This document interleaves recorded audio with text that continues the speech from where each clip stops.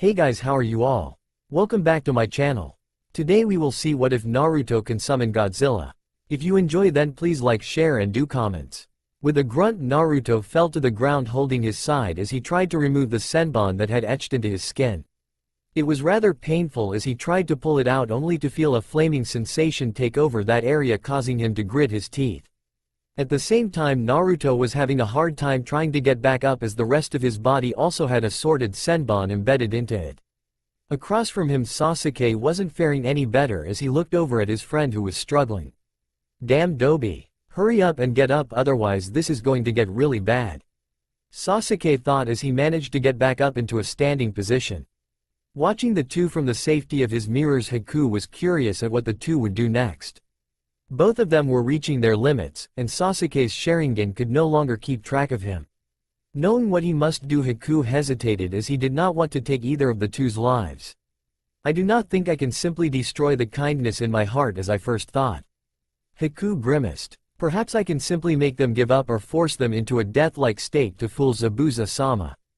Trying to decide on the issue, Haku was torn between his loyalty and his heart, and whatever actions that would follow would carry different consequences.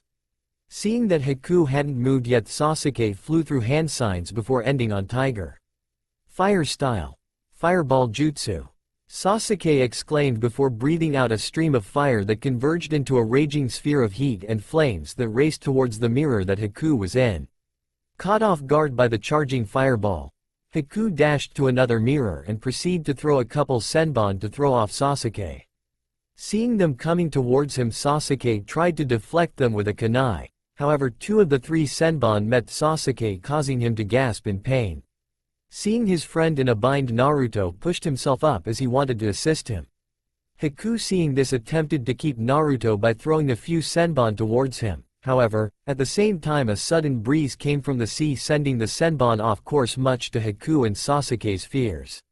Instead of heading for the space right next to Naruto's ear, they were now heading for Naruto's jugular and other vital areas.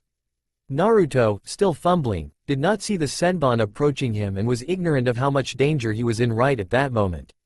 Sasuke, seeing this happening right before his eyes, reacted as fast as possible and pushed his friend out of the way, only to have the senbon embedded into his body. Naruto's eyes widened as he saw his rival fall right before his eyes. The shock was present for the first few seconds before Naruto made his way towards his friend, trying desperately to see if he was still alive. "Come on, Teme. Enough joking around and get up already," Naruto murmured to his fallen friend. Turning him over, Naruto's face was covered in shock and fear as looked at his friend. The senbon had completely altered their predestined course due to the sudden wind, and the result were senbon embedded into Sasuke's stomach, chest, side, and jugular. After being turned over, Sasuke's opened slowly, revealing a slight glaze as he struggled to breath. "What are you doing, Dobi?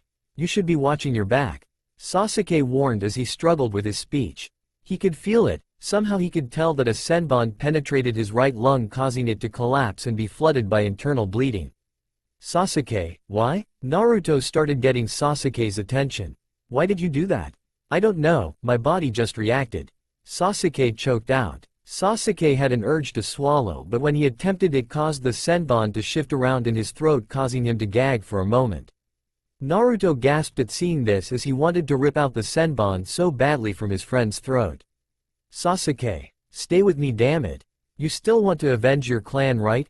he yelled. Sasuke was absent in thought for a moment as he thought about his destined plan. When he thought of it, he realized how pointless it was to try and kill his brother, when in reality he should have just asked him the reason for doing it. Thinking back to that time, he had allowed his brother's words to affect him to this point, changing him from what he used to be. "Naruto," Sasuke stuttered, "I won't be able to avenge my clan, but I don't care anymore." It was then that Naruto realized that Sasuke's breaths were becoming shallower after each time he spoke. "What do you mean you don't care? Are you just going to give up without a fight?" Naruto asked him, only for Sasuke to smile sadly up at him. "I finally realized that everything that I wanted to do was pointless now is all," Sasuke admitted. "I shouldn't have been so quick as to blame my brother for everything without learning more about what happened that night." "Sasuke," Naruto whispered silently as he watched his friend's eyes begin to glaze over. I have really enjoyed our friendship, Naruto, and I'm sorry that I'll be leaving you to train Konohamaru all by yourself. Sasuke apologized softly. Make sure you teach him the right way of doing things and not just your stupid way about. Quit talking like that, buddy. You know that if it's just me I won't be able to make him a badass like you. Naruto explained, although at this point Naruto was no longer able to hold back his tears as they ran down his face. You really are a dobe, aren't you? Sasuke stated, catching Naruto off guard. I know full well that you're stronger than let on, or rather than you yourself know. Remember Mizuki-sensei? Naruto was surprised as he had never told anyone about that event with the scroll, especially since he was told to keep quiet about it. I was practicing my stealth technique when I saw you. I saw everything, Naruto. Sasuke explained. You can reach the title of Hokage if you truly set hard to it. Remember that, because unlike me you have a dream that can be reached. Naruto was finding it hard trying to respond to this as he kept choking his own words every time he wanted to say something. Sasuke could see this and just smiled at his friend. Don't worry, Naruto, it doesn't hurt anymore. This was heartbreaking as Naruto was watching his friend's life slowly drain away. Although I would like to ask you to do me a favor, find my brother and ask him. Ask him why he did it, please. Even though he was unable to reply properly, Naruto nodded his head so that Sasuke could understand that he would do it. And one last thing, I would like to give you something, before I die. Sasuke mentioned as he raised his hand up to Naruto's forehead just as his brother had done to him years ago. The words were there and Naruto could make them out, but it didn't register as he saw the final traces of light in Sasuke's eyes leave and his hand falling from his forehead limp. The rest of his body followed suit as his natural heat went away, only to be replaced by the cold touches of death. He had given Naruto his last words and a gift that made shake in sadness and despair. Sasuke's face showed that in those last few moments he was right, and that he did not feel any pain when he passed.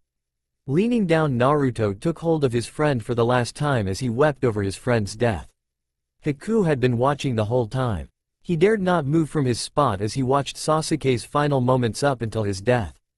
The guilt that writing from this was ever present as Haku clutched his chest. I never meant to kill either one of them, only scare them into surrendering, but now I've taken that boy's life. Haku thought as he trembled within the mirror. Elsewhere, deep within the recesses of Naruto's mind, something began to stir. The Kyuubi, also known as Kurama, sensed Naruto's negative emotions and awoke to see the boy crying over the death of his best friend. How pathetic, crying over a weak friend who let himself die, what a waste. Kurama retorted. However, this would be a prime time to subject the boy to my power, so to give him a taste of how powerful it is. The waters within the mind began to stir, catching the attention of the Kyuubi. Has the child already learned of a way to enter this place? Kurama wondered before slowly coming to a different conclusion. No, this is something else. Suddenly, without warning, the entirety of the mindscape began to shake violently, alarming Kurama as the darkness beyond the light of his cage began to twist and take shape. A sound eerily similar to a primitive growl resonated in the chamber, sending a chill down Kurama's spine. In fact, it made his heart skip a beat as a giant clawed hand extended from the darkness, taking up most of the left side of the chamber that was within Kurama's sight. Large dorsal fins began to rise up from the ground, illuminating a repeated light blue hue as though each dorsal fin was being tested. Then finally another large clawed appendage appeared on his right. Then Kurama heard one of the loudest bellows he has ever heard. At first it was low and quiet, but then it changed into a full-on roar as the large figure fully emerged, towering over the now small cage. It soon became apparent to Kurama that he was trembling, something that he hasn't done in a long time, as he gazed up into a much larger pair of eyes. Haku looked on at the two boys, feeling regret for what he had done when his senses screamed at him. A cold, destructive, foreboding feeling had appeared almost out of nowhere as Haku was taken back by the sudden emergence. It was then that he noticed the sudden change coming from Naruto. Naruto still had his head down, but Haku could feel the hatred radiating from him. Slowly, blue-hued energy began to manifest and morph around Naruto. It covered his head, chest, arms, and legs before forming a powerful tail, clearly surprising Haku. It was then that Haku began to notice that Naruto's wounds were healing at an accelerated rate that was far from normal. Slowly, Naruto's physical features began to change as his hands grew claws and his feet talons. The teeth inside of his mouth sharpened as took on a primitive appearance.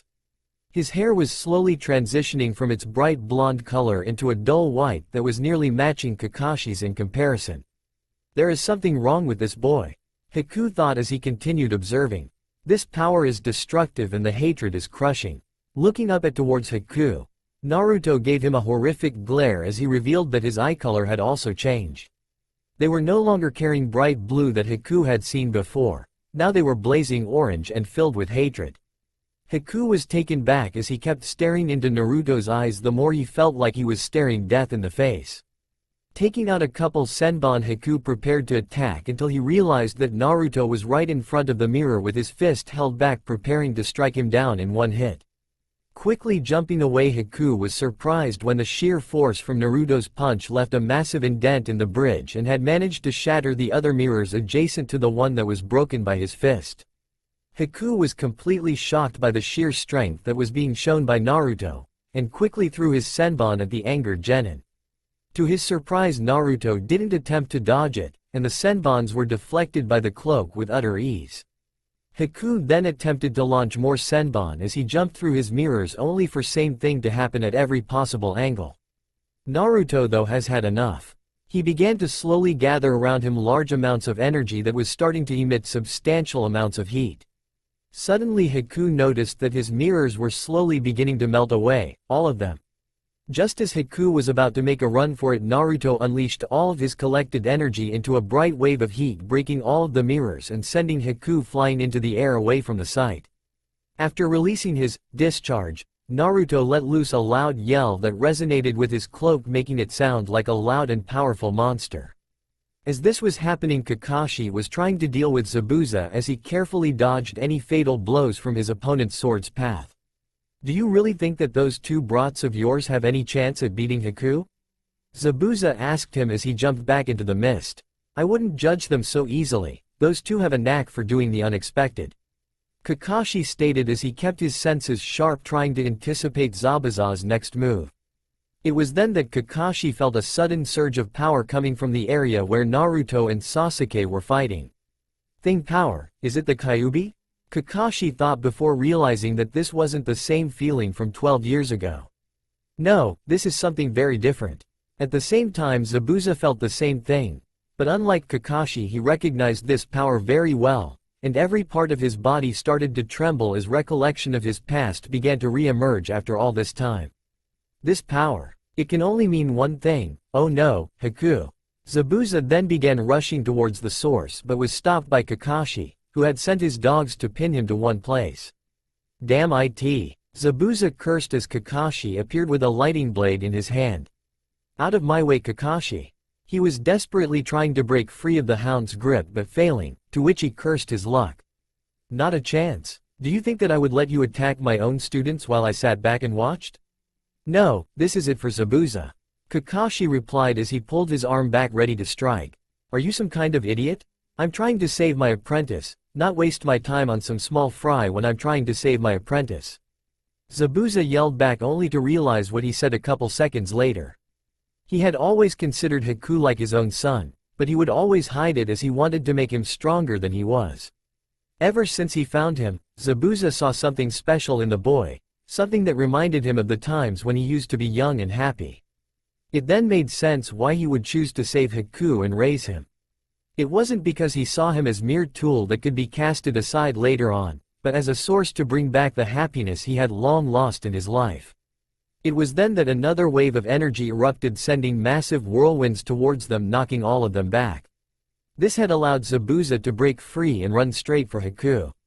The mist that was once covering the entire area was now beginning to disperse after that last eruption of wind sent a good portion of it away. It was amazing that the jutsu had lasted long after Zabuza had stopped supplying it the necessary chakra to keep it up. Once he reached the clearing, he was completely shocked at what he saw. Memories began flashing back to different points in his life as he recalled all of the similar events that had transpired. His worst fears were becoming true as he looked at the destruction in front of him. Flames were burning, and smoke was being lifted up into the air, covering the sky. The result was an impeding shadow looming across the area, with the only light coming from the flames.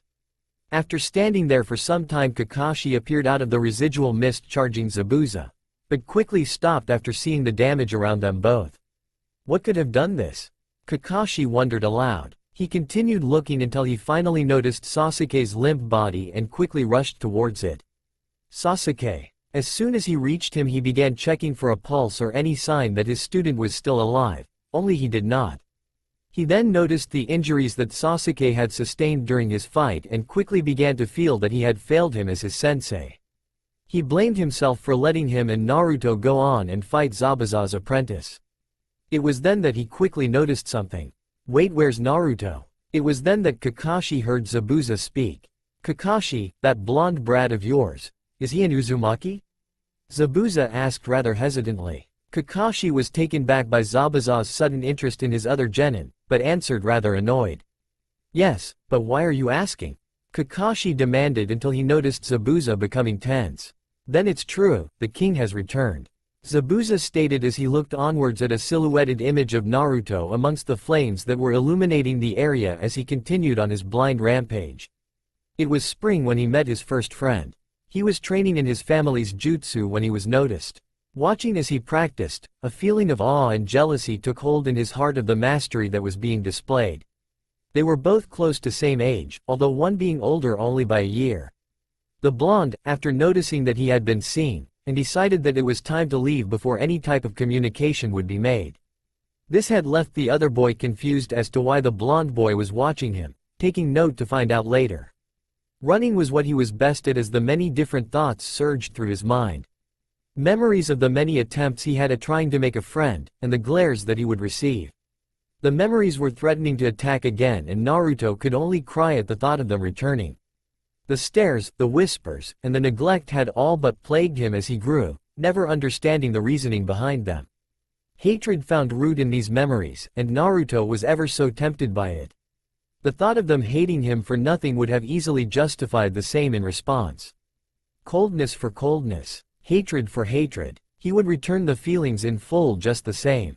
He didn't have a family like the other children in the village either. The closest thing to family that Naruto thought that he had was his relationship with the third Hokage, who made it his mission to try and see Naruto from time to time. Even then Naruto had felt like he didn't have a family. He remembered how every time he saw one they would laugh together, eat together, and enjoy each other's company. That, it seemed, was not meant for Naruto. A week would pass before Naruto would find himself in the familiar surroundings where he first saw the hard-working boy.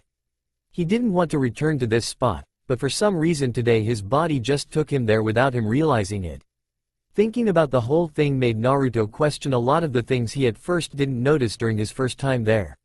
He remembered how the boy was practicing all by himself, as though there was no one else around to help him in his training. Naruto found this part odd as he remembered he didn't see that many people around that day either. It finally occurred to him that perhaps that this kid was just like him.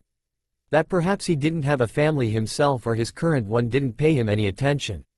Deciding to at least give it a quick look, Naruto attempted to find the kid from that day in order to answer these questions. The search had taken up quite a few hours of his day and Naruto had still not found him. The sun was beginning to set and he knew that it was about time to go home for the night. Turning to leave the area to go home, Naruto thought he heard something. The sound was familiar, but he couldn't identify it.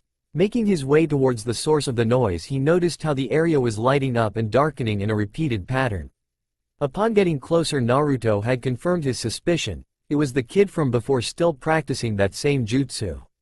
Naruto didn't know what to do after this point. He hadn't planned this far ahead, so he stood there for the first few seconds contemplating. He wanted answers, sure, but that was nothing compared to one of the largest questions that was weighing him down. Would he be his first real friend? Naruto knew that he couldn't stand there and wait, not so long as he had this opportunity in front of him. Reaching this conclusion, he took his first steps forward unknowing of the friendship that he would obtain this day. The negative emotions resonating as those memories surged through Naruto's mind fueled his hatred. Losing control of all common sense and becoming a beast was what had happened. Naruto had been attacking Haku relentlessly for no less than a few minutes, but many times he had come close to crushing Haku and killing him. Realizing that this anger was summoning even more of this strange power, Haku concluded that he needed to approach this situation differently. Naruto was moving much faster and it seemed that whatever that power was surrounding him was supplying him with this great strength, as well as shielding him from any attacks. Haku wanted to say that the power was demonic, but demonic wasn't the right way how to describe it. Naruto had quickly launched himself towards Haku as he attempted to shred him in half. Thankfully for Haku, he was able to dodge the fatal blow, only to receive a small row of cuts on his side from Naruto's claws. He winced at the feeling of his skin being cut, but overall he was just glad that he was alive. Haku turned towards Naruto and noticed something rather odd. It seemed as though Naruto was still going berserk, but he noticed a lack of chakra coming from him. Haku decided to test an idea and made his way towards Naruto, who saw this decided to charge as well. Not fond of playing this game, Haku dodged fast and waited till Naruto had passed him before landing a strong kick to his back. However, Haku quickly regretted it as his body registered the pain from the kick. It had felt as though he had just kicked a brick wall, but he did manage to kick Naruto onto the ground. So it seems as though that taijutsu is out of the question. Haku thought as he jumped away, careful not to harm his leg anymore. Probably fractured it. If that's the case, then I can't continue this fight for much longer. Haku was trying to figure out what to do when he sensed that Zabuza had just been caught by Kakashi. I need to reach Zabuza-sama, but I can't go anywhere with this child rampaging around and trying to kill me. Haku stated to himself. Thinking fast, he quickly went through a series of hand signs before activating his jutsu. Demonic mirroring ice crystals. Upon activation, several ice mirrors surrounded Naruto, blocking his path towards Haku. Seeing that Naruto had been stopped, Haku started to make his way towards Naruto. However, he had failed to notice that Naruto was gathering energy again, and this time the amount of energy building up was far greater than before. Finally noticing the increase in power, Haku turned just in time to see Naruto unleash another, but far stronger discharge of energy. The force generated was enough to uproot nearby trees and shattering most of the bridge that within a few feet from Naruto. This had created a large gap in the middle of the bridge that would lengthen the time of construction. The discharge of energy was also strong enough to ignite everything within a small radius that had sparked numerous individual fires across the area. Haku was on the ground before he knew it, sustaining sufficient burns on his right arm and across his chest. Before the discharge was released, Haku had managed to prevent severe injuries by coating himself in a layer of ice. He was alive but still in danger as Naruto started to make his way towards him. He managed to get back on his feet, and good thing too, as Naruto began charging again. Haku quickly shined away in order to dodge Naruto's attack. The collision of Naruto's fist with the ground resulted in another crater forming, shaking the bridge and lifting more dust into the air. Haku appeared a couple yards away from Naruto and took this time to catch his breath and observe Naruto. While he was watching Naruto, he sensed a familiar chakra signature close by. It was Zabuza. He was with Kakashi, which surprised Haku because the two, it seems, were not fighting at the moment. This surprised him because everything that has happened up to this point was because they were fighting each other. Presuming that they had stopped fighting each other, Haku decided it was best to reach them just in case. Arriving at the spot where Kakashi and Zabuza were, Haku heard what Zabuza had just stated. Then it's true, the king has returned. Zabuza-sama, what do you mean by, the king has returned? Haku asked, making his presence known to the two. Kakashi sent a glare towards him, and Haku, seeing that he was near Sasuke's body, knew why he was receiving that glare and looked away. You're going to pay for what you did to Sasuke. Kakashi exclaimed before Zabuza brought his blade up to his neck. Don't try it, Hitaki, unless you want me to cut off your head. Zabuza threatened him. Haku was taken back at how Zabuza had just defended him from an enemy wanting to kill him. You may want revenge for him killing your student, however, I will defend mine to death, so you'd better be ready to die. The two were already beginning to forget about the scenery around them as they were about to fight again. No, stop, Haku yelled out to the two of them, making both of them look in his direction. I know that you may never forgive me, but I must let you know that I never had the intention of killing him. Haku had his head down as he tried not to look Kakashi in the eye, something both of them noticed. Both of them had refused to back down, and I just wanted them to surrender, and I was prepared to scare them into doing such actions, but... Haku stopped as he looked up at Kakashi with tears forming in his eyes. I failed to calculate the wind from the sea when I threw my senbon, and the boy died by my hands. Haku looked away again as he didn't want to look pathetic in the eyes of his master. I see he's still soft, though I'm glad he still hasn't turned out exactly like me. This was one of the things I didn't want him to experience. Zabuza thought as he kept staring at his student. Kakashi though didn't know what to think. The enemy who had killed his student was actually sorry for killing him, and what's worse was he was crying because of what he had done. Kakashi wanted nothing more than to kill him, but at the same time he was considering if the statement was truly genuine or not. Haku, you tried to put into a death like stated, didn't you? Zabuza asked, getting Kakashi's attention. Yes, Zabuza-sama, although I was not aiming for the Uchiha, but rather his friend who is now rampaging. Haku answered. Well, that makes sense. Zabuza started as he withdrew his blade from Kakashi's throat and moved over to his student. He looked him over, noticing the wounds that he was sporting, including how his clothing had singed spots in different places. Are you alright, Haku? Haku wasn't expecting Zabuza to ask him that question, and so he didn't know how to reply. I'm fine, thank you. He stuttered out, noticing that Zabuza had let out a sigh of relief. He was then patted on the shoulder before Zabuza turned. Good, I don't want to see you hurt, Zabuza stated. Haku didn't know what to feel at that point because he had never expected for his sensei, his master, to say such words. He felt as though he could consider him as something else besides a master now, perhaps a father. Of course this was all still new to Haku. Kakashi was simply watching the exchange with sad eyes as he turned to his fallen student. He had started plucking the senbons out of his student's body and pushed aside any rubble that was nearby. He wanted to do nothing more than to apologize to the boy, and now he felt like a lousy sensei. Everything began to be short-lived once something made impact with a part of the bridge that had been only a couple yards away from them. A blue hue emerged from the clouds of dust before Naruto's whole figure emerged masked in that blue energy. What is this power? What's happened to him? Kakashi questioned after feeling the massive power emanating from his other student. I know this power very well, it is the power of a kaiju. Zabuza stated aloud. A kaiju? Kakashi asked. I've never heard of a kaiju. I wouldn't expect you to have. They are mainly a forgotten myth for the most part. However, they have begun to re-emerge within the history of the shinobi world not long after the distribution of chakra. Zabuza began to explain. They are beings of incomprehensible power and never to be taken lightly. Naruto was staring at them, and the feeling of uncontrollable anger washed over them. What's worse is that your student there happens to have a very particular kaiju. Zabuza mentioned to Kakashi, who was becoming exceedingly worried. How could Naruto even have this power if the only thing inside of him was the Kyuubi, and that was sealed on the night of his birth? Now his student appeared primitive and dangerous, something that no one would have ever expected from his always happy-go-lucky orange jumpsuit wearing loudmouth student. This was not Naruto, and he knew that the destruction that was now visible was caused by him. Zabuza quickly got Kakashi's attention by yelling at him, Kakashi. Kakashi was startled out of his thoughts and quickly turned over towards the swordsman. It was then that he remembered what Zabuza had just mentioned. What do you mean by a particular one? Zabuza seemed to tremble slightly as he recalled the memories. He contains one that is specifically tied to the Uzumaki clan. Think similar to a clan-specific summoning, if you will.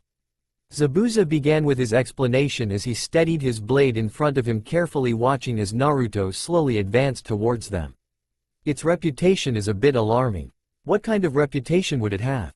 Kakashi asked as he couldn't believe that he was about to have to fight his own student, while also taking note at how Zabuza was familiar with this kaiju, if he wasn't an Uzumaki. The only Uzumaki besides Naruto that he knew of was Kushina, Naruto's mother. A reputation of either fighting or killing any other kaiju that got in its way, which initially led to him being called the King of the Monsters. Zabuza replied as he motioned for Kakashi and Haku to get ready as he saw Naruto getting ready to attack. And its name is Godzilla. Naruto sprung to life, causing the three to respond by moving out of his way. Kakashi was surprised at the speed his student was demonstrating, as he thought that his student was only going to be a little faster than he already was, but now he was near as fast as he was. After seeing that Naruto had went by them, Zabuza swung his sword so that the flat side could hit him, resulting in Naruto being batted a couple feet away.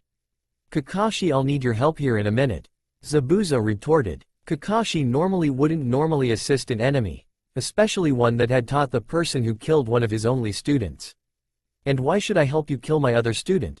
Kakashi demanded, to which Zabuza nearly sliced him in half. Because if you don't, then it's going to be a hell of a time trying to calm his ass down, so unless you don't want to help your student, then get out of the way. Zabuza exclaimed as he charged at Naruto. The two exchanged a series of blows before Haku came in to assist his father figure. He had encompassed the area around Naruto's feet in ice, causing him to lose his balance long enough for Zabuza to get another hit on him. The moment though did not last that long as Naruto stomped on the ground, effectively shattering the ice before propelling himself at Zabuza, who brought up his blade to block the attack. To Kakashi's surprise, when Naruto's fist made contact with the blade, it did not shatter, which he had originally thought. Hey, it's going to take you going a little further in that power of yours if you hope to even leave a scratch on my blade. Zabuza commented with a smirk as he shoved away Naruto. How is it that your blade withstood the impact of that attack? Kakashi asked him. My blade, as you know, can restore itself with the iron found in the blood of those that I have defeated, but that was not its original purpose. Zabuza explained. All of the blades that the 7 swordsmen use were made to fight against kaiju, and mine is just one of the heavy hitters, Kabikirabochi. Naruto was starting to get back up again, and to Kakashi's surprise the energy around Naruto had a small tear in the cloak that was protecting him. Noticing the blood of the tip of Zabuza's sword, Kakashi presumed that his blade is able to cut through that energy that was surrounding Naruto. Now listen up, Kakashi, this is what's going to happen. Zabuza started. Me Haku are going to keep him distracted while also wearing him down. Meanwhile, you're going to get a genjutsu ready, because once I tear enough of that cloak away you'll be able to knock him out. Kakashi was unprepared as he was trying to register what he was supposed to do before Zabuza and Haku charged at Naruto. Both of them separated and would hit Naruto while he was distracted with the other, forcing Naruto into a corner. The two were doing just that before Naruto started gathering energy. Zabuza-sama, he's gathering energy again and is going to release it into another blast. Haku stated aloud so that Zabuza could hear. Charging in, even though he knew the danger he was in, Zabuza managed to hit Naruto and effectively cancelling his concentration. But the energy that was collected was quickly released in a semi-explosion that sent Zabuza back a few feet panting. Naruto was quick to recover as he was back on his feet, charging towards the two again. Haku took a defensive stance in front of his master as he activated the demonic mirroring ice crystal jutsu, again forming a sort of barrier between them and Naruto. The barrier didn't last long as Naruto went straight through it. However, Zabuza had finished racing through a series of hand signs and announced his jutsu. Water Style. Twin Water Dragon Jutsu. 2 great water dragons surged forth from the water below, racing straight towards Naruto. Naruto had tried to evade them at first, but he was starting to have a hard time as the 2 dragons were smaller and faster than the regular water dragon. Haku then followed Zabuza's jutsu with his own Grand Ice Volley. Haku yelled out as the remaining mirrors began to turn and fire ice shards in rapid succession at Naruto. The combined attacks had managed to slow Naruto down, but he was still fighting back and with the same amount of ferocity as before. Zabuza then quickly decided to advance the moment he noticed Naruto had his back towards them, and took the moment to tear away a chunk of the cloak that had been shielding Naruto from their attacks. Kakashi, now! Zabuza yelled out to Kakashi, who was hesitant at first but quickly made his way towards his rampaging student. Getting a boost by jumping up on a water dragon, Kakashi made his way right towards Naruto. Time slowed as Naruto turned and prepared to strike towards Kakashi, who went through the hand signs needed to activate the genjutsu. Once down, Kakashi took his right hand, barely dodging Naruto's attack, and grabbed onto Naruto's exposed head. Taking his left hand, he formed the final seal and activated the genjutsu. Ninja Art. False Serenity. Kakashi announced, and everything went black for Naruto as he fell into unconscious. Luckily, Kakashi grabbed him before he started falling to the ground. After grabbing his student, Kakashi cringed in pain as he noticed his right hand was a little burned, more than likely due to the energy that had surrounded him. That student of yours is going to be handful, Kakashi, you know this now. Zabuza stated as both him and Haku had just walked up to them. I know that now, Kakashi said as he looked at the unconscious form of Naruto. It's a shame that your student happens to have a powerful kaiju residing within him, you know. Zabuza started with a faint hint of suggestion in his voice. And from what I gathered, no one where you're from happens to know a thing about kaiju. What are you suggesting, that I allow you to come along and help us after one of you killed my student? Kakashi retorted. I speak for the two of us when I say that we are terribly sorry for the wrong we've done to you, and are willing to help you and your village as a way to make amends for what we've done. Haku stated as he lowered his head for forgiveness. Kakashi didn't feel like answering their question at the moment though, as he was still trying to focus on his unconscious student to make sure he was fine, although he knew that the two would be expecting an answer. He needed to address these things one at a time, and so he decided to deal with those two first. Whether or not I answer your question, you know there's the chance that we will never forgive you. He stated. We know this full well and are prepared for both responses. Zabuza stated, seeing that Kakashi was about to answer when he heard a scream and turned in the direction of its source to see Sakura and Tazuna being held hostage by Gato and his bandits. Zabuza, it seems as though you have failed your end of the bargain. Gato laughed as his men joined in with him. Oh, and how have I failed? If you recall, they had shinobi guarding them. Zabuza stated. And you've only just now started to pick them off, you're simply too sloppy for my taste. Gato spat. This made Zabuza chuckle very sadistically. What's so funny? Oh, nothing. Just that a little fat prick like you has the balls to criticize my work when you have swindled and robbed this entire nation of its entire economy. Zabuza chuckled before slowly making his way towards the group with his sword draped over his shoulder, all the while grinning like a madman. Haku, grab the girl and Jezer. I'll deal with the pig and his pathetic group of trash. Surely you're not serious, you're completely outnumbered.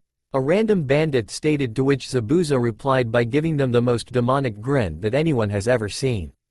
That just makes it all the more fun. Zabuza yelled as he rushed the group who were taken back and were slowly beginning to be slaughtered. At the same time, Haku had taken out the two thugs who had Tazuna and Sakura hostage and shunshined over to Kakashi to keep them out of harm's way. Gato was nearly soiling his pants as he watched the devil, Zabuza, butcher all in his path towards him. Turning around hoping to run, Gato was instead met with the incomplete bridge's edge. Looking back around, he noticed all of his hired muscle were dead and Zabuza was now standing before him covered in blood. You called me sloppy, that was your first mistake. Zabuza began as he grabbed a hold of Gato to bring him closer. And the second one was having the balls to cancel our contract in the first place. Zabuza brought his blade down and successfully decapitated Gato, sending the head into the air. Waiting for it to fall back down, Zabuza got his blade ready as he got into a batting position. Once it was right where he wanted it, he swung the blunt side of his blade, hitting the head and sending it out towards the sea. Right before it even touched the water, a shark jumped out of the water and swallowed the head whole before re-entering the water. Huh, I didn't know Kisame had any relatives all the way over here? Zabuza joked as he pushed the rest of Gato's body into the water. Zabuza then returned to the group while using the assorted rags and tatters of anything clean he could find from the bodies around him to remove the blood on him. Once he was back with the group, he stood in front of them and waited. Kakashi, unnerved at the fact that he had just seen Zabuza do a 360 personality change, was considering his next response carefully. Oh, hey, the old geezer is waking up, Zabuza announced as everyone turned to see Tazuna come to life and sit up. What happened? He asked as looked around and noticed all the destruction and dead bodies. What the hell happened to my bridge? It's a long story, Tazuna-san, however, I have some good news. Kakashi started, but was quickly beaten to the punch by Zabuza.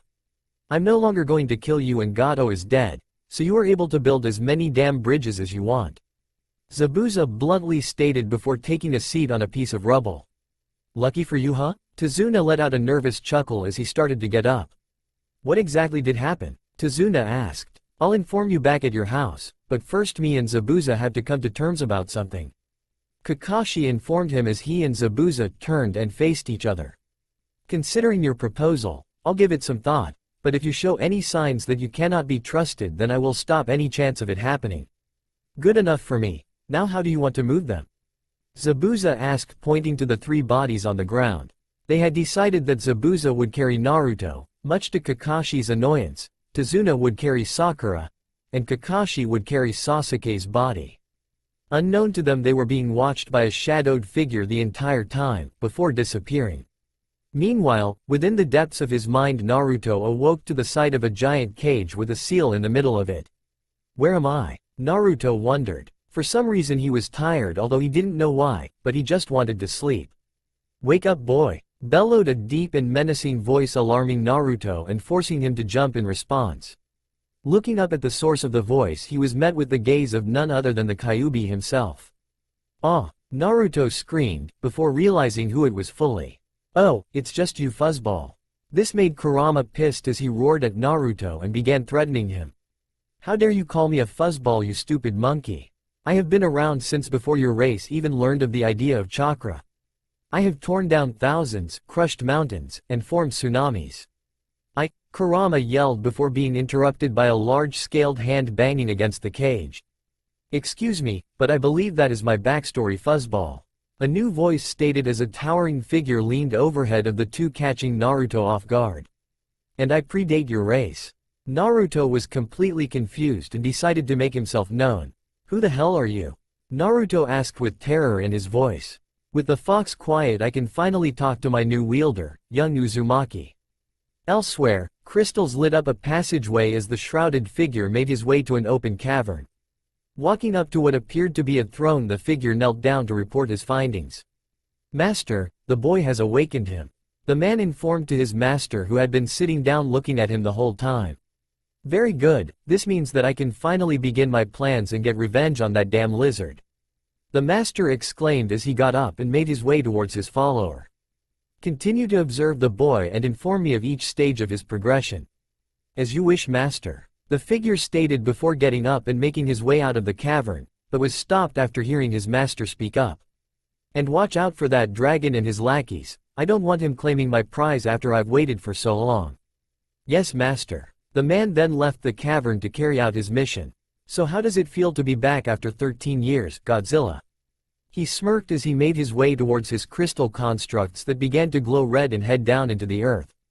Naruto was completely confused and decided to make himself known. "Who the hell are you?"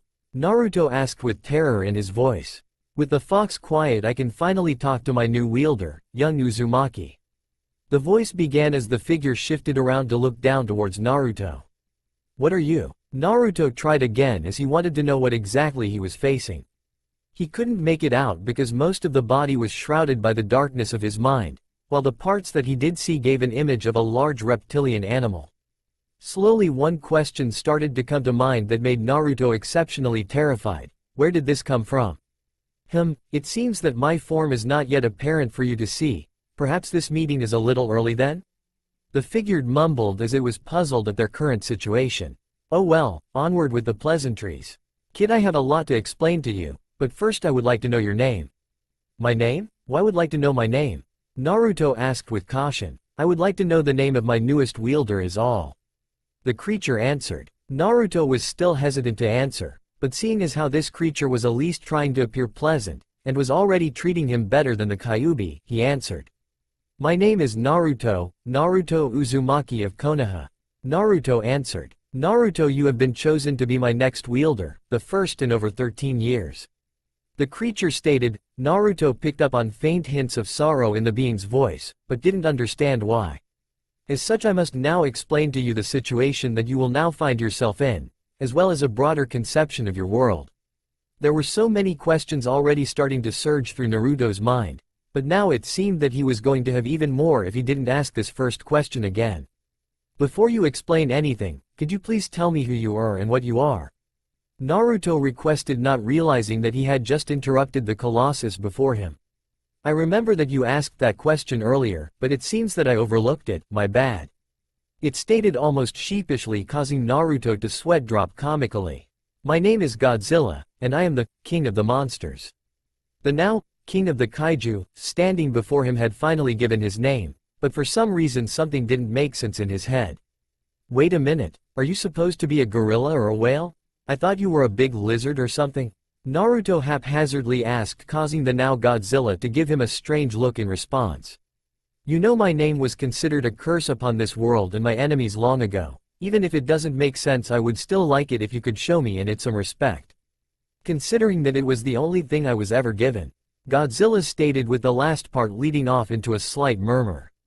Naruto was beginning to rethink that his past demeanor wasn't the best way to act in front of this very imposing figure.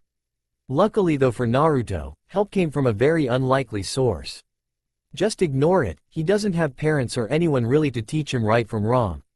Kurama responded, causing Naruto to look at him surprised, as though he wasn't expecting him to say such a thing. What do you mean he doesn't have anyone there to raise him? Surely he must have some kind of guardian. Godzilla expressed his disbelief as he looked at Naruto, hoping to find some kind of answers only to meet a downcasted expression from the usually bright and happy preteen. Actually, he's telling the truth. Naruto began as a melancholy atmosphere took hold in the space they were occupying. To be honest, aside from a few individuals, there is hardly anybody in my village that doesn't treat me like a normal person. Mainly due to the fact that I have the Kyuubi sealed inside of me. I see, I am sorry for my earlier statement. Godzilla apologized. He hadn't expected his current wielder grew up alone, it actually reminded him of himself. He was always alone at first, but then he gained a son and friends, eventually. It's alright, you get used to it after a while, the loneliness part. The stares and often verbal assaults thrown towards you is still hard to deal with, although they haven't been as occurring as they used to be. Naruto expressed while being completely honest. I understand full well what that is like, although my case was very different from yours, still there are some ways to fix that. Godzilla stated, catching Naruto's attention. What do you mean? There is a way for them not to stare at me anymore?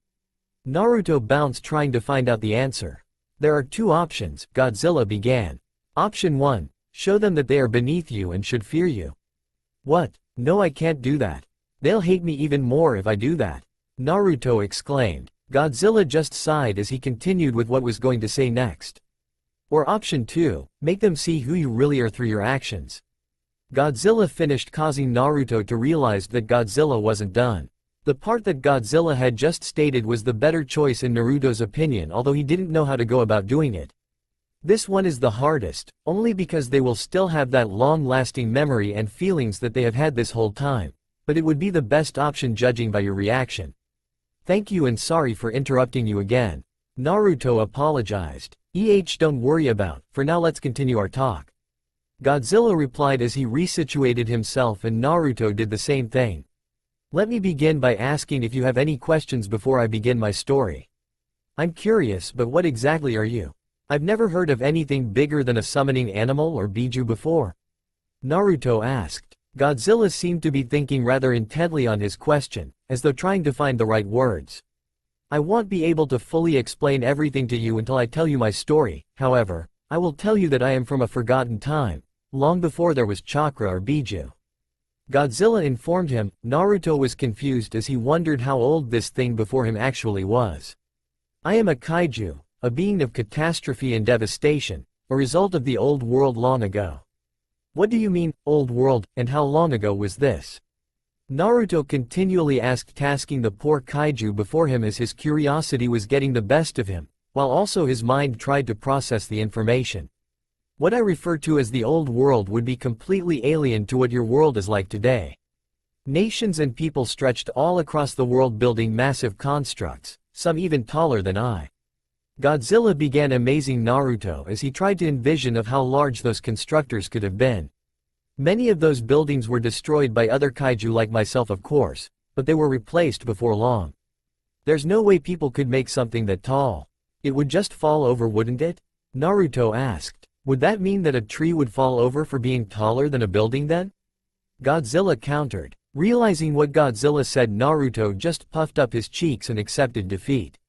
Well, you saw those things, I didn't, so how would I know? Naruto mumbled to the side, hopefully out of Godzilla's hearing range. Well, what do you expect when you haven't let me explain my story? Godzilla stated bluntly, making Naruto become embarrassed. Now then, time for me to continue on with my story. Slowly the darkness before Naruto shifted and images began to appear from what Naruto could only guess were from Godzilla. My kinds was marked by the ignorance of the ancients long ago. Godzilla began as Naruto saw what appeared to be a large explosion in the form of a mushroom. Through fire my race became what it was up until a certain point, beings of vengeance. New shapes and images began to appear as Naruto witnessed what looked like a massive city, the likes he had never seen. being destroyed by a giant monster similar to Godzilla in appearance.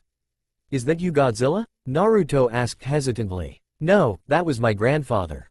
He died because he had ventured too far close to mankind," Godzilla explained, making Naruto look at the image then at Godzilla, although it was pointless since Godzilla was still shrouded in darkness. "I am obviously going to look different from my grandfather, so don't think that's what I look like, also I'm much taller than my grandfather." The images changed again, this time with the scene playing before him was filled with a battlefield of sorts. There was a lot of strange objects being shown that Naruto could only guess were some types of machines as he watched them being used trying to stop Godzilla's grandfather, and then other kaiju being shown. Because of the foolish actions that those people took to try and kill each other, my kind was able to re-emerge. Godzilla continued, "Our presence alone spread fear across the many different people all over the world, which led to them trying to kill us all off." The images changed again, and while they changed, Naruto decided to ask another question. "So did any one of the other kaiju die because of what those people did to try and get rid of all of you?" "Actually, it just resulted in them being killed off in larger numbers as they just ticked us off," Godzilla answered as he remembered all the different times that he had done that very same thing because they bothered him first. Besides, they should have been grateful for our existence, because soon beings from space showed up one by one trying to conquer the planet. New images appeared of strange round ships and new and weird kaiju. As Naruto looked at the scene, he noticed one kaiju in particular. It was weird looking in his opinion and decided to ask about it. "Who is that?" Naruto asked, pointing at the kaiju. What he got in response was something he didn't expect, a dark and violent growl. "That is Ghidorah, a golden pain in the ass who never takes a hint that he should just give up trying to fight me and my kind," Godzilla answered with a raised voice that startled Naruto, who took it upon his own to remember not to bring up that subject in the future.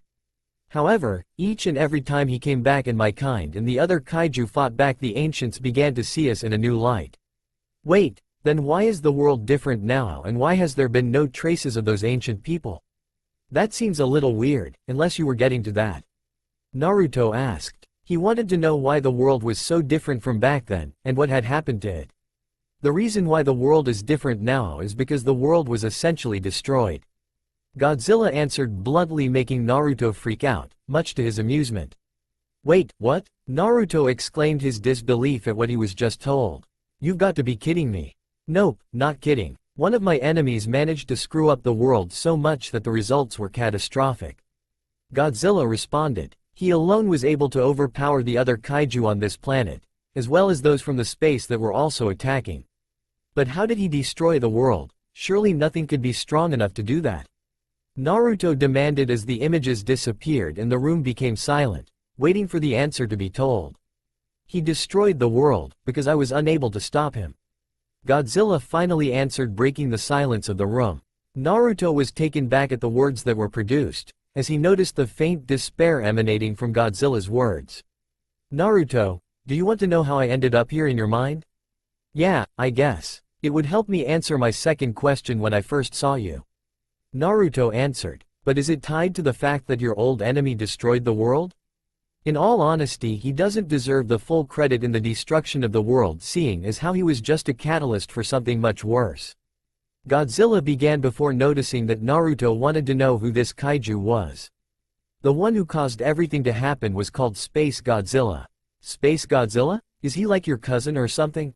Naruto asked him. "Not exactly, and more like half-brother, seeing as how he was created from the DNA of my father and possibly either Mothra or Biollante. I still don't know which one contributed the other half of the DNA," Godzilla explained, to which Naruto just simply let go as he figured it was complex and he just wanted to learn how Godzilla got inside of him. "Back to what I was saying, his crystals tore apart the world, and if not for a combined assault of me and my fellow kaiju, then much would have been different, especially since he was attempting to harness the life energy of the planet or something." New images then appeared as Naruto inspected them carefully, trying to see if he could make out what Godzilla looked like. "I can't see you. Are these your memories exactly?" Naruto asked. "Yes, what you're seeing is what I saw through my own eyes. All the destruction, the madness, and that crystal tyrant attempting to destroy us all just for revenge," Godzilla exclaimed before continuing on with what would surprise Naruto perhaps the most. In the end, it wasn't our attack that defeated Space Godzilla, it was the planet itself that did that. You just said planet, right? How could a planet defeat something like that? Naruto demanded and was presented a new set of images. And when did the planet become a person? The planet is connected to every living thing. It watches over them, protecting them, or so Mothra explained. Honestly, I never believed her up until that point when it took matters into its own hands. Godzilla expressed as he showed Naruto something new and powerful emerging from the earth taking form. According to Mothra, after we had failed to defeat Space Godzilla in time, the earth created a powerful force of nature that made us kaiju look insignificant. The God Tree is what it ended up being called. Wait a minute, you're saying that a tree destroyed the world? Naruto bluntly asked in sheer disbelief. That tree involves your little pet fuzzball over there in the corner. Godzilla stated. After all, he was once a part of that tree. What? I'm curious on how exactly you know that information for something that I've never heard of. Kurama wondered aloud as he wanted to know how Godzilla got a hold of that information. I'll get to that in a moment, but let me continue. Godzilla explained. This new force of nature was needed to rebalance the world the only way that it saw fit, and so the 10 Tails was created, as the tree came to life and along with it the creation of the energy you call chakra. The monster easily dwarfed the Kyuubi, with 10 large tails with hands at the end of them swinging behind it. With each step it took, the ground would shake as the power concentration around it suffocated anything around it that wasn't a kaiju. It simply let out a deafening roar that would give Godzilla a run for his money as it expressed its power. It began to deal with anything it deemed as a threat to the world, and that included both kaiju and humanity. Godzilla showed as they viewed how the 10 Tails began using its power to eradicate mankind as well as fight all of the present kaiju. We remaining kaiju attempted to fight this beast, but the outcome of the battle was far worse than any of us had originally anticipated. With our injuries from our fight with Space Godzilla, we were unable to adequately provide a decent fight, which resulted in all of us being sealed away in various seals all across the world for the rest of eternity. With that said, Naruto witnessed the whole thing through Godzilla's eyes as he watched the whole event transpire all the way up to when Godzilla was sealed away, ending the memory. I don't get it, you said that you were supposed to be sealed for the rest of eternity, right? Naruto checked with Godzilla. Then how come you're here right now? It turns out that fate wasn't quite done with my kind after all, as only the power that sealed us away could undo the seals. Godzilla stated as he hinted what had happened.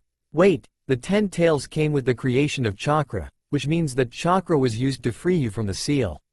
Naruto concluded, making Godzilla chuckle as he knew that Naruto had hit it right on the nail. Yes, you see, the 10 Tails had originally sealed all of the kaiju away with the thought that only beings with chakra could free us. Well, it must have underestimated the fact that humanity would obtain chakra and end up freeing us. Godzilla laughed at the thought of the 10 Tails being pissed if it found out what had happened. A young monk and his brother had stumbled across the island that I was sealed on while on some sort of pilgrimage. Quote, 2 new figures were shown, both of young men no older than what Naruto guessed was their early 20s. It showed them approaching a large island, the sort that could hold a nation. The images continued on as it showed them enter the ruins of some kind before stumbling up a strange stone structure on the ground that Naruto presumed was the seal purely on the size of it. It was completely by chance that they had discovered it, as though fate had intended for this to happen. Godzilla stated as he noticed Naruto's attention to one figure in particular. He was skilled in the art you call fuinjutsu, and he was the one who unlocked my seal. It didn't take long for him to figure it out, and when that seal opened for the first time, I wasted no time in escaping while at the same time scaring the 2 of them. The image showed how after the seal began to open, Godzilla erupted out of the ground, filling the air with the sound of his mighty roar for the first time in a long time. I can see why you might have scared him, Naruto pointed out, making Godzilla chuckle. After I had escaped, I noticed that he and his brother ran all the way back to their boat as fast as their legs could carry them. Godzilla chuckled as he watched his own memory replay what he had witnessed back then. I would probably run too if I saw a giant monster erupt from the ground and began roaring for no reason. Naruto stated, you may be right, but I followed the 2 as I thought it was odd that a human had the power to release me from my seal, and so I left my prison island. Godzilla then took a pause as he remembered what happened next, and the images showed them to Naruto. After following them for a while I soon reached the coastline where I came across a small village, and was surprised when I noticed there was no machinery or humans trying to attack me, and then I realized the shocking truth. That you were sealed away for so long that you woke up to a new world that was not like your old one. Naruto answered for Godzilla as the room became quiet once more. So what happened to those monks you were following? Ah yes, them. I found them a few months later in the mountains meditating on life far from the sea that I had then made my new home. Godzilla began. Surprisingly, they were not as afraid as they were the first time they had seen me, although they were obviously concerned that I had been hunting them down or something. Wait, did you try to talk to them? I did, and I was surprised that they could even understand what I said. After I explained that I wasn't going to kill them, they obviously relaxed, although I could tell that they were still on guard. Godzilla informed him. Well, that makes sense considering that they didn't know anything about you, so it sounds reasonable. Yeah, if they knew more about me they would have probably not even stayed to hear me out. Godzilla mentioned. We talked for quite a while before one of them had to leave, the one who didn't open my seal, while the other one stayed. He and I talked for what seemed like days as he was fascinated with me as much as I was with him, so it was decided that I would meet him there once a week to talk with him, and in the process I befriended the very people that used to attack me in a sense. So I take it that you guys became close friends in the end. Godzilla nodded as he showed the various exchanges that the two had shared over the many years. These exchanges continued for quite some time, as you could tell by seeing my friend who had been aging with each encounter. During this time I had truly been distracted by the truth of my predicament and didn't even notice that time went by. Godzilla expressed as he showed the images. We had done some crazy stuff that usually his brother got dragged into during that time. I will never forget those them. So what caused you guys to stop hanging out as much? Did they get too old and died? Naruto asked, a little hesitated on the last part, not really sure how to word his question. He then saw Godzilla's eyes, the only true thing he could make out, hardened. It was a normal day and I had been waiting for him to meet me at our usual spot. I began to wonder if he was just running late or not, because he had the tendency to do so at times, but soon night came and I knew something was off. I found out that he was busy defending the sanctuary that he called home, and I quickly made my way towards it. Godzilla explained as he began to get really serious, as though the next thing he was about to say had angered him. I had soon found my friend and his brother injured and exhausted north of his home, and they were fighting the very thing that had sealed me away long ago, the 10 Tails. The scene I was witnessing was like rewatching my past coming back to haunt me. However, this time I wasn't wounded. Godzilla began as he showed the memory of him appearing and began fighting the 10 Tails. Wait, I thought that you lost to it before, weren't you afraid of losing to it again? Naruto asked him. At that moment I wasn't worried about myself but my friends, and besides, as I said, I wasn't wounded or exhausted that time. Godzilla restated as he showed how even though the 10 Tails was bigger than him he was managing to fight it on equal terms. One of his scaled hands had one of the tails locked in place while his other one was used to grab hold of the monster's body before a bright blue light hit it. Now I'm not going to bore you with details on how the battle resulted in a draw, so I'll skip it and get to the part where my two friends used a similar technique that sealed me away to seal the 10 Tails away in one of them, the one who broke the seal, Hagoromo Otsutsuki. Wait, did you say that they sealed it inside of him? Then that means that he was. Naruto started before the Kyuubi interjected. The first Jinchuriki and creator of the 9 Biju, Kurama stated before finishing his sentence. Also known as the Sage of Six Paths. HMPH didn't know that he got a title just for having that thing put inside of him. He would have told me if he did or not. Godzilla mentioned. I didn't realize it at first, but you are the one that the old man was talking about that helped him and his brother Hamura in that fight against the 10 Tails. Kurama clarified before readjusting within the cage as so that he would not have to face them anymore. I was. Also, it would be wise to never leave your back towards me lunch. Godzilla warned as his clawed hand slowly reached over towards the cage before striking it, causing Kurama to jump. You may never know when I'll get hungry. Kurama took that to heart as he slowly crawled to the very back of the cage as to try and get as far away from the bars that kept him held within. This made Godzilla laugh while Naruto just stood there trying to register the whole exchange that had just transpired. Now obviously we went our separate ways not long after that battle. Godzilla began as he picked up where he had left off. I returned to the sea and began to search all across the world to see if any other kaiju had survived as well. That lasted for a few decades as I searched every inch of possible, before I gave up and returned to my former prison as to try and find some clues. That is where I remained for quite a long time as I tried to figure out something that I was unable to understand. So how exactly did you get involved with my clan in the past? Did you meet somebody or did they find you? Naruto asked. One of your clan's founders had seen me long ago, but it was his son who confronted me on my island. Godzilla began as an image of a young man with short spiky red hair and blue eyes appeared. He was looking for a place for his clan, the Uzumaki clan, your ancestors, could settle when he discovered some information about me and my island from the notes that Hagoromo had left behind some 200 years prior. I quickly noticed that he had similar energy to Hagoromo's and decided to ask him some questions of what had happened after I had left. Wait a minute, you were gone for 200 years. Naruto realized as he couldn't believe it. From how I understand it, the seal did something to me that has allowed me stay like this for what seems like forever, although I am not quite sure. Godzilla addressed. Back to what I was saying, I allowed them to move to my island where they settled around my seal, which I guess was equivalent to a temple at this point. And they assisted me in trying to understand what it was and what it did to me. So is this where you're going to explain how you are inside of me?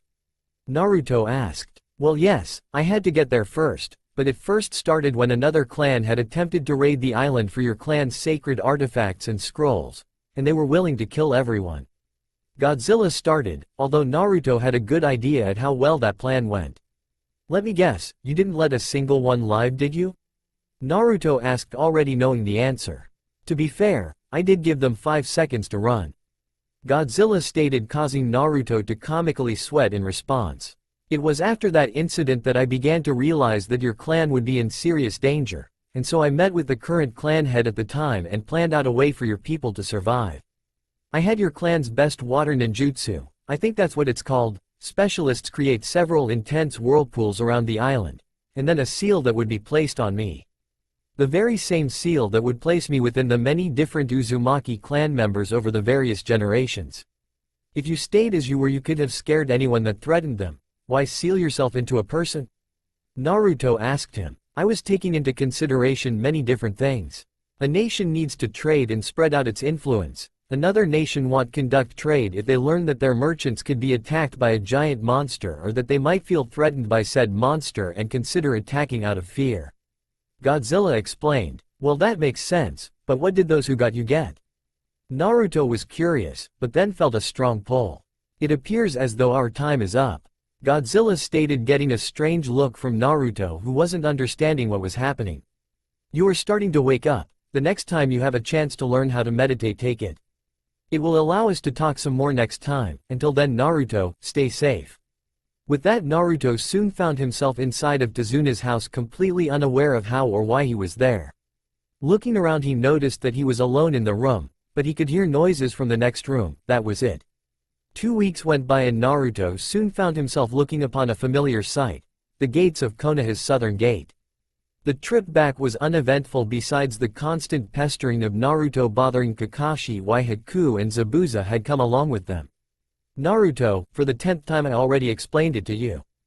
Kakashi stated, he was trying desperately to read his book, but with Naruto bothering him it was hard to do so. Naruto just gave Kakashi a strange look before redirecting his attention to the road ahead of him. Although the trip back was rather boring, and almost entirely quiet, it gave Naruto the time he needed to process all that had happened this mission. All he knew was that it was going to be hard in the beginning, but he knew with time he would get used to everything. It was the part about Sasuke that Naruto was still having problems adjusting to. He was his best friend and rival, without him it wasn't going to be the same. Besides him, the rest of Team 7 was taking Sasuke's death rather hard, each of them handling it a bit different from the other, but they needed to stick together during this time if they were going to make it through this. Everything was just changing too fast for Naruto. He found out that he had something called a kaiju, he looked different, and he still didn't understand fully what this new power would entail with him having it, since his and Godzilla's discussion was cut off before he could get the rest of his answers. Looking up though, Naruto realized that they were now in front of the gate, and one thing came to mind at that moment. I know exactly what I'm going to do. Naruto yelled as he began running to the gate. Ramen, here I come. I swear, he needs to try something else besides ramen. Sakura stated. Yeah, but that will probably never happen. Kakashi replied as they watched Naruto run past the booth where they were supposed to sign in, and the two Chunin stationed there began to yell at him. Naruto didn't care because as of right at that moment one thing was on his mind, while everything else was pushed away. Not knowing what the future was going to hold, Naruto just continued running to the one place he was dying to go, where he knew exactly what was in store for him. The morning was quite in the usually bustling village of Konoha. It was early on this new Monday, and yet many early on-goers had already began their early morning routine. The sweet elderly woman who ran the convenient shop downtown was already sweeping the mat outside, while the many merchants began setting up shop. Children were getting rushed off to classes by their parents, and many others were heading off to work. Konoha was a quiet yet busy place during these profitable and peaceful times. Sadly, the same could not be said about its past. However, one must learn from the mistakes of those in the past if they are to avoid the same fate in the future. That was something that many had followed onto, as shinobi and civilian alike have each learned what the past held and try to ensure that history will not repeat. The village was slowly coming to life as the many activities began the day, although one person in particular was about to get a rude wake-up call. Naruto was enjoying a very simple yet peaceful dream of eating a variety of ramen when he was thrown into a tub of icy cold water. Naruto awoke with afraid at first before jumping out of the cold water in response to the sudden change in temperature his body had experienced. As he jumped out of the tub, his foot got stuck at the edge of the tub, forcing his entire body to fall in response. The sensation of falling on the floor in the morning, along with the other parts of his rude wake-up, were enough to fully wake the tired white-haired boy. This morning isn't going my way," Naruto mumbled as he slowly drifted back to sleep again. "Oi, Gaki!" a loud and thunderous voice exclaimed, startling the boy back into consciousness. Looking up at the source, Naruto was met with the gaze of none other than the demon of the hidden mist, Zabuza Momochi. "Time to get up, unless you want me to toss you into the streets again." "I'm up, Zabuza, you don't have to throw me out again," Naruto responded as he picked himself up to stretch his back. As soon as he did, he was met with killer intent coming from the other person in the same room as him. "That's Zabuza-sensei to you, Gaki," Zabuza growled at the preteen. The killing intent was rolling off his new sensei much like a territorial beast would if another entered its territory, which made Naruto cower. Thankfully, Haku showed up to dissolve the situation. "Now Zabuza-sama, I'm pretty sure that Naruto just forgot about your new position. It is relatively early and he is only used to having one Jonin sensei." Haku attempted as he tried to make Zabuza see reason in the spiraling situation before looking over at Naruto. "You just forgot, right, Naruto? And you'll make sure to address him properly next time, right?" Naruto was able to break out of his stupor and reply almost hastily, knowing what the best answer would be. "Yeah, I just forgot, and I'll make sure that this won't happen again, I promise, Zabuza-sensei." Naruto whimpered as he felt the pressure dying off, much to his relief. Though the pressure was now gone, the tension still remained, as Zabuza continued to glare at Naruto for seemingly hours. "Very well, Gaki, you'll get this one freebie." Zabuza started, allowing Naruto to release a quick sigh of relief. "However, this just means that your training will become a hell of a lot more violent." The relief that had just barely taken place was quickly replaced with fear, especially since Zabuza was grinning like a madman when he said that. Haku just sweat dropped comically at the whole resolution. Both he and Zabuza had just recently moved into Naruto's apartment complex, and already there was almost an incident. Sure, both he and Zabuza said they would keep an eye on him, to make sure that he ate properly and trained properly, but in hindsight Naruto and Zabuza had big egos that were sure enough going to clash occasionally. "You know what, Gaki, why don't we start today's training early?" Zabuza exclaimed as he launched himself at Naruto, who was already beginning to freak out. Haku just face-palmed the antics of the other two and knew that he should just leave them be. After all, Zabuza wouldn't kill Naruto, right? His thoughts were interrupted when Naruto dodged a swing of Zabuza's fist that had put a decent-sized hole in the wall before chasing the white-haired genin out of the apartment and into the streets. With that, the peaceful morning was shattered by loud yelling of a genin and his sensei, leaving poor Haku to deal with the damage. "Honestly, I think I should just embed the wall with ice to ensure that there would be no holes in the immediate future." Haku stated to no one in particular as he headed over to his and Zabuza's apartment to grab some tools. Meanwhile in the Hokage's tower, Sarutobi, the third Hokage, was busy filing a large stack of paperwork that was quickly building up, partly due to the Chunin exams being stationed in the village this season. Looking up at the pile that was increasing each hour, Sarutobi grumbled a bit at the fact that he might have to stay late to get it done, something he hasn't done in a long while.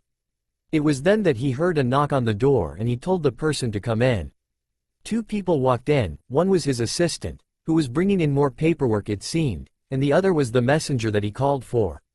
"So the final preparations are finished?" Sarutobi asked the messenger. "Yes, Lord Third, all the stations are fully prepared, although the second exam lacks a proctor to regulate it," the messenger answered. Reaching into his desk, Sarutobi pulled out a small envelope that was sealed. "Deliver this to Anko, it will inform her of her new position during the exams, and take this, it will contain all that she will need to know about her part," Sarutobi ordered as he handed over both the envelope and package to the messenger, who bowed before departing. Calling over his assistant, she walked over and sat down and basked folders and envelopes that had a varying amount of symbols on them.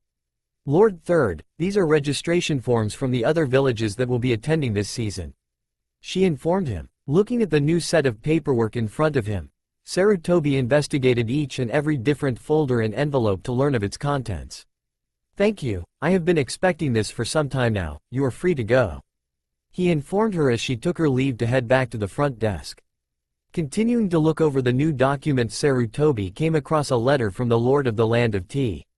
This caused him to raise an eyebrow, as he would usually get requests from smaller nations with shinobi villages, as well as some of the larger ones, but never from an area that isn't known for having shinobi. Deciding to look into the contents of the letter, he opened it and began at the top, and he was soon impressed. "So I see that old goat is still living." Sarutobi chuckled at the nickname he gave his old friend. He needn't get the Lord of Tea to send me a little requesting if his grandson could partake in the exams. He then reached over to his approval stamp and brought it down on the request and placed it neatly in a tray that was going to be designated to the exam registrations. He then decided to take a break and relax as he walked down memory lane of all the good times he had with his old friend before his thoughts drifted to the other parts that were attached to letter. His face donned a serious expression that would normally unnerve even a seasoned jonin. It was a very serious manner. The contents had reminded him of some of the darker events that took place 13 years earlier. Getting up from his desk, Sarutobi walked over to the windows behind him to look out at his village. Many of the events that transpired that year shaped many of the politics and current issues that he must now face. Between the Kyuubi attack and violence that occurred, he was just happy that his home was at least enjoying this limited time of peace. Remembering the conversation he had prior this week with Kakashi about the events of his team's first C-ranked mission, his blood began to cool. "I think it was wise for me to allow Zabuza and Haku to reside and help teach Naruto now, especially since it seems that they will be coming for him now," Sarutobi spoke. He was originally shocked when he heard of young Sasuke's fate and knew that he would have to inform Itachi. It was the right thing to do, however, being a spy for him and Jiraiya in the Akatsuki meant that he couldn't get a hold of him directly. Demanding to know more, he was even more surprised when Zabuza and Haku walked in. Learning that it was Haku who initially killed Sasuke, Sarutobi was prepared to have his Anbu arrest him. However, Kakashi informed him that both he and Zabuza were willing to offer up their services in a way to repent for their actions. The conversation that followed only sweetened the deal when he heard about Naruto. It seems that fate was still playing a cruel hand in his life still, and Sarutobi couldn't help but feel sorry for the boy. The decision to allow Zabuza to guide him was not an easy one. So many factors played in. One was if they were going to properly assist in Naruto's development. Another was if they were going to be a potential security risk considering Zabuza's history. However, in the end he was convinced that the information Zabuza had, as well as his resolve to train Naruto, had won him over. In the end Zabuza became co-sensei of Team 7, while Haku was drafted into the Anbu Hunters Corps, where his skill set will benefit the most. The transition seemed to working, although Sarutobi did worry about Danzo, and if he would try something. Thankfully it didn't seem like he would become an issue. His thoughts were mainly filled with Team 7 nowadays, that he remembered the state of Naruto's teammate Sakura. The girl was devastated after Sasuke's death, albeit she never showed it out in public. Although recently he heard that her old friend Ino has been there to help her out. Since then the two girls have become great friends again, much to their friends' and family's relief. Much had changed with Team 7 over the course of barely a month, much of it unwanted. However, life was like that sometimes, and Sarutobi hoped that the remaining genin of Team 7 would learn from this. There is great pain in the life of a shinobi, and there will be plenty more in the future, but at least now they will be prepared for when that time comes. Taking another puff of his tobacco, Sarutobi looked back over at the paperwork that had cluttered his office before heading back over to his desk. Grabbing the next set of documents, he continued his work when he began to wonder about his foolish student. That fool had better hurry, otherwise he might miss Naruto's growth. Sarutobi smiled, knowing that his student would want nothing more than to look after Naruto. Naruto was completely sore from this morning's training session with Zabuza as he lied down on one of the large rocks in the area. His legs were stiff and he wanted nothing more than to just take a nap, but said new sensei wouldn't let get so much as wink without yelling at him. Looking over at his new sensei from his spot on the rock, he watched as his sensei sharpened his blade while leaning on a tree. They had been waiting there for about 20 minutes, and during that time neither one spoke to the other. It wasn't like they were able to have a normal conversation anyway, since for thing him and Zabuza would end up at each other's throats about something mundane. Although he wouldn't admit it, he was kind of grateful that Zabuza was even willing to stop and train and guide him. Thinking on it, Naruto had never expected to be taught by two famous Jonin-ranked shinobi. He was trembling at thought of how strong he'll end up becoming and how it will help him advance much faster in becoming Hokage. He was so caught up in thought that he almost didn't notice the set of footsteps pacing over towards him and Zabuza. Leaning forward so that he could see who it was, he was glad to see that it was Sakura. He was mainly glad because he hadn't seen her since they got back from their last mission. That was because Zabuza and Kakashi decided to split the two up and train them separately for a while. Sakura went with Kakashi, while he got stuck with Zabuza. Naruto had noticed a change in Sakura's attitude as she made her way over to them. He knew prior to today that she was still upset with Sasuke's death, but now it seemed that she had decided to move on just like him and everyone else. Naruto was glad because he knew that Sasuke wouldn't have wanted them to focus on his death, but instead to move on. Getting up off the rock, Naruto made his way over to Sakura. "Hey Sakura, how's it going?" Naruto chirped as he was finally glad to begin having normal conversations again. "Okay, I guess. How was your time training with Zabuza?" she asked in return. Looking back over at Zabuza, Naruto noticed that his new sensei was fully aware about what they were saying, even though they out of normal hearing range. As much fun as one could have with a sensei known to be violent. Naruto explained, as he tried to leave an underlying message for her to pick up on. She must have picked up on it because she let out a nervous laugh as she also realized that the new sensei was listening in. "You don't say?" she let out nervously. They then made their way over to the usual spots that they made at the meeting area, prior to their last mission. "I also see that Kakashi sensei is late as usual." "Yeah, I mean Zabuza sensei is here but..." Naruto trailed off as he looked over his shoulder to see that their deranged sensei was still sharpening his blade. He isn't much for conversations. They continued on talking for about 30 more minutes before they were interrupted by the sudden appearance of smoke, signaling a summoning, that caught the three's attention. Emerging from the smoke was a small dog, Pakun, one of Kakashi's summons. "Hey, it's Pakun, how's it going, little buddy?"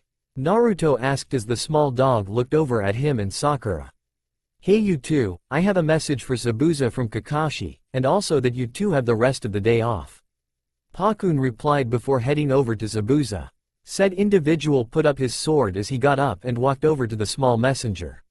"Alright, what's the message that's so important that it gives these two the day off?" Zabuza asked. With a poof, a scroll appeared. Pakun grabbed it and then proceeded to toss it up towards Zabuza, who began reading it.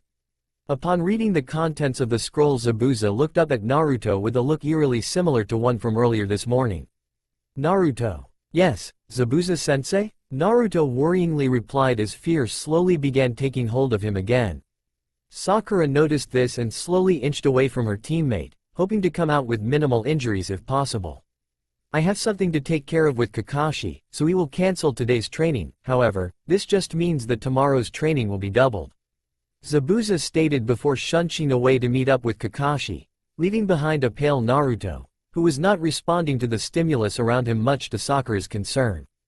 Double, double, double. I can barely keep up with the normal pace, yet he wants to double tomorrow. Naruto thought, while at the same time Sakura was calling his name and waving one of her hands in front of his face trying to get a response. I'm going to die. Suddenly Naruto was brought back into the world upon feeling a large amount of pain.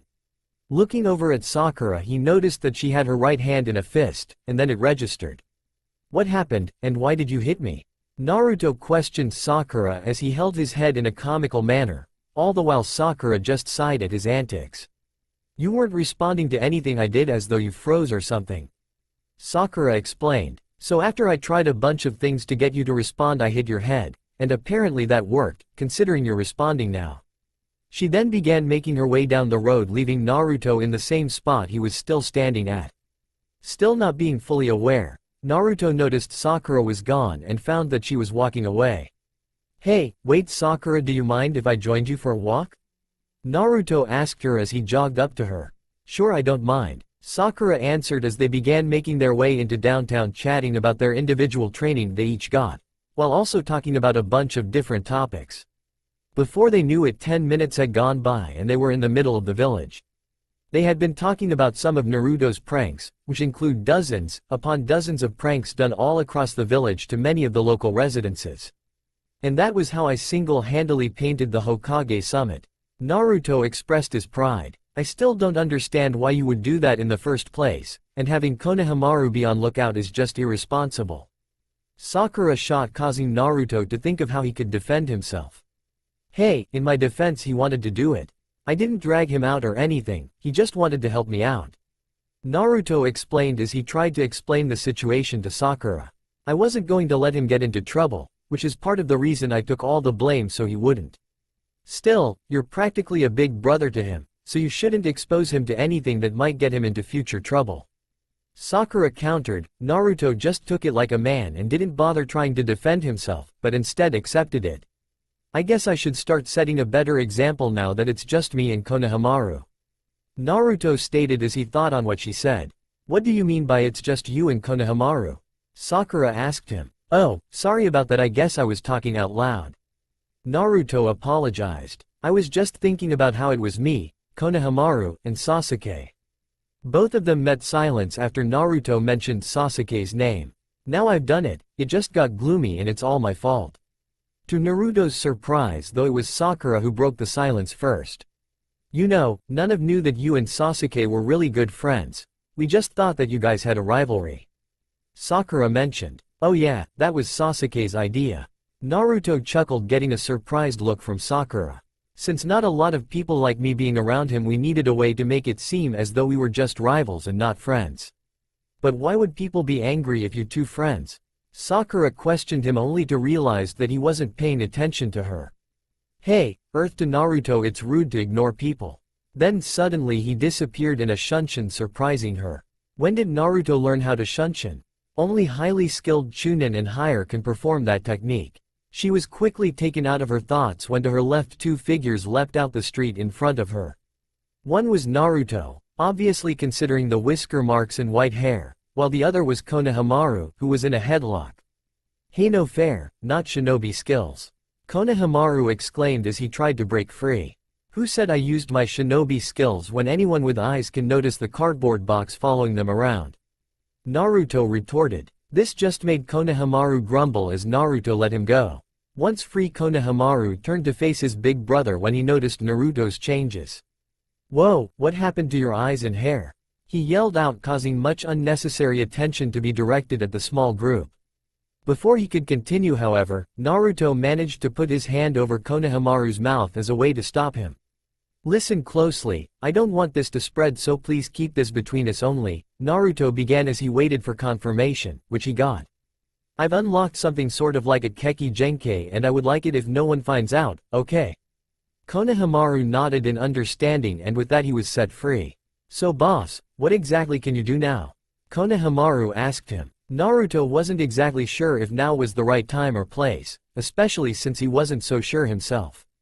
He hadn't even told Sakura about his new powers yet, but that was under both Kakashi and Zabuza's recommendation until he learned to control it. I'm sort of still learning how to use it properly right now, so I'm not quite sure yet at the moment, which is part of the reason I've been training a lot recently. Naruto answered honestly while beating around the bush. Konohamaru wasn't buying it, but thankfully he stopped trying to get anything else out of Naruto. It was then that Konohamaru took notice of Sakura, who had been standing next to Naruto for most of the time. Grinning, Naruto quickly felt alerted as he knew Konohamaru had just thought of something. "So boss, who's the lady standing right next to you, is she your girlfriend?" Konohamaru asked, surprising Naruto. He hadn't expected Konohamaru to ask something like that at all, and quickly noticed the sense of shock coming from Sakura. As a way to try and prevent the situation from escalating any further, Naruto attempted to clarify. "No, this is Sakura, my teammate and a friend." Konohamaru quickly realized and did an "oh" expression upon realizing it. "Okay, that makes sense. I mean, you wouldn't date a girl with a giant forehead after all," Konohamaru bluntly stated, causing Naruto to don a shocked facial expression and pale. This took Konohamaru off guard as he was not expecting for his older brother to act like that. It was then that a sudden sense of fear began to fill Konohamaru as he tried to understand why. Turning to face Sakura, it quickly became apparent that the feeling of fear was a result of the large amount of killer intent coming from Sakura. Backing away in fear, Konohamaru turned to Naruto for support only to see him a few feet back away from both of them. "I would run if I were you."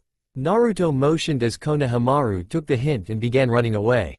Sakura took off after him, beginning the game of cat and mouse, leaving only Naruto at the spot that the now split group was just at. Sighing, Naruto took off after them to make sure nothing would happen that would cause either of the two to get in trouble. The chase itself though had amazed Naruto as it led them throughout most of the village. Many times Konohamaru attempted to dodge Sakura by either running through a market and construction zone, however, he soon realized that Sakura wasn't going to let him go so easily. 20 minutes went by without the three noticing, and they were quickly approaching the southern gate.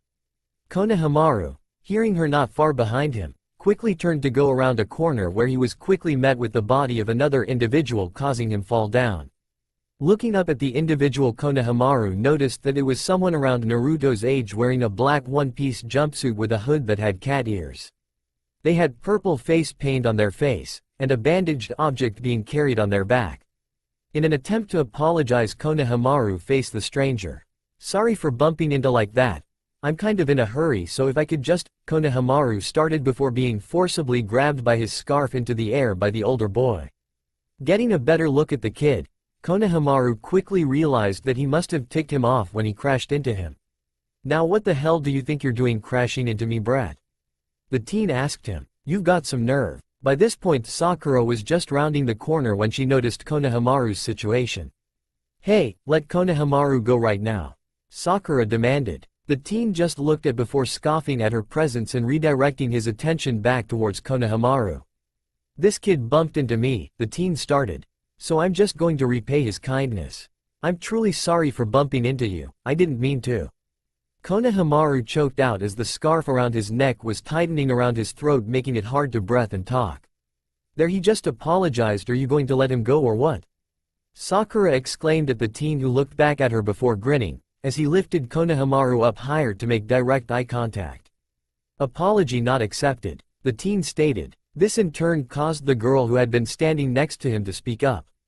"Alright Kankuro, that's enough. Just let the kid go already, otherwise we'll be late and Gaara will be annoyed," the girl stated. She was around the teen's age and had blonde spiky hair up in 4 ponytails. Aside from that, she wore a gray battle dress with a large fan on her back. It was then that Sakura noticed the headbands the two wore and quickly realized that they were not Konoha shinobi. "Come on Tamari. I just thought that Gaara could use a new play toy is all. After all, they don't usually last," the now recognized Kankuro mockingly joked, as he began to shake Konohamaru in his hand, causing the now identified Tamari to sigh in annoyance.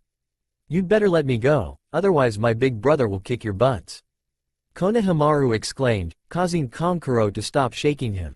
"Oh, and where is this big brother of yours? I don't see him anywhere?" Kankuro teased. He'll show up, and when he does you'll be sorry. Konohamaru yelled at him. If he does show up, then I'll just kick his ass, so until then I'll just teach you a lesson. Kankuro was unable to finish as a sudden kick to the gut interrupted his speech. The force and pain had caused him to release Konohamaru before getting sent back a couple feet onto the ground. What the hell was that? Kankuro groaned out as he began to pick himself up. As he got up, he noticed that Konohamaru was now with Sakura and that a newcomer was standing between him and them. And it didn't take long for him to put two and two together as he finally got back up on his feet. Hey, what the hell's your problem? I was going to teach that brat a lesson before. Kankuro stopped as he met Fiery Orange that were screaming death at him. This newcomer in front of him was emitting a large amount of killer intent at him, and to his surprise it could easily rival his own brothers. You know it's very disrespectful to harm a child for an accident that they apologized for, Naruto growled as he increased his killer intent. Especially when it's towards the third Hokage's grandson, and my little brother. The information slowly began to register in Kankuro's mind as he slowly realized what he had just done, and he wasn't the only one. Temari was also terrified, not just because of the information of who Kankuro just threatened, but also the fact that someone here in Konoha was just like their brother. However, both soon began trembling upon sensing someone's presence. Looking up at the new arrival, Naruto saw that a red-headed teen around his age was standing on a branch of a tree looking down at them. He noticed how he carried a large gourd and had the kanji for love on his forehead, but the one thing he noticed above all else were the eyes. Cold, dead, monotonous eyes that showed no care for the world around them. Directing his cold green eyes over towards Naruto, the red-haired teen noticed Naruto's expression and killer intent. "What is your name?" he asked. "Naruto Uzumaki, yours?" Naruto countered. "Gaara." The now identified Gaara answered. "I'm just going out on a limb and guessing that you know those two?" Naruto motioned towards Kankuro and Temari, who froze upon feeling Gaara's gaze shift onto them. The one with the purple face paint was about to harm the grandson of the third Hokage before I showed up, something I believe has serious repercussions. Gaara then shifted his gaze solely on Kankuro, who was beginning to sweat nervously. "I see," Gaara started as he jumped down from his spot in the tree onto the streets below. "Kankuro, you're an embarrassment to our village." This in turn caused Kankuro to try and defend himself. "But Gaara, the kid bumped into me and—" Kankuro stopped upon seeing a small stream of sand flow in front of his face, causing him to pale. "Enough with your pitiless antics, you're only embarrassing us even more." Gaara warned him as he stared at Kankuro. "Do not forget why we are here. We don't need to get kicked out just because of something as trivial as this." With that said, Gaara slowly made his way past his siblings to proceed down the road past Naruto. Both of them locked eyes for a brief few seconds, and within those few seconds both found that neither was backing down, before Gaara passed him. Kankuro gulped as he and Temari were in disbelief at what they had just seen, and quickly went to catch up with their brother lest they anger this village's monster. With them gone, Naruto was finally able to let out a breath of relief.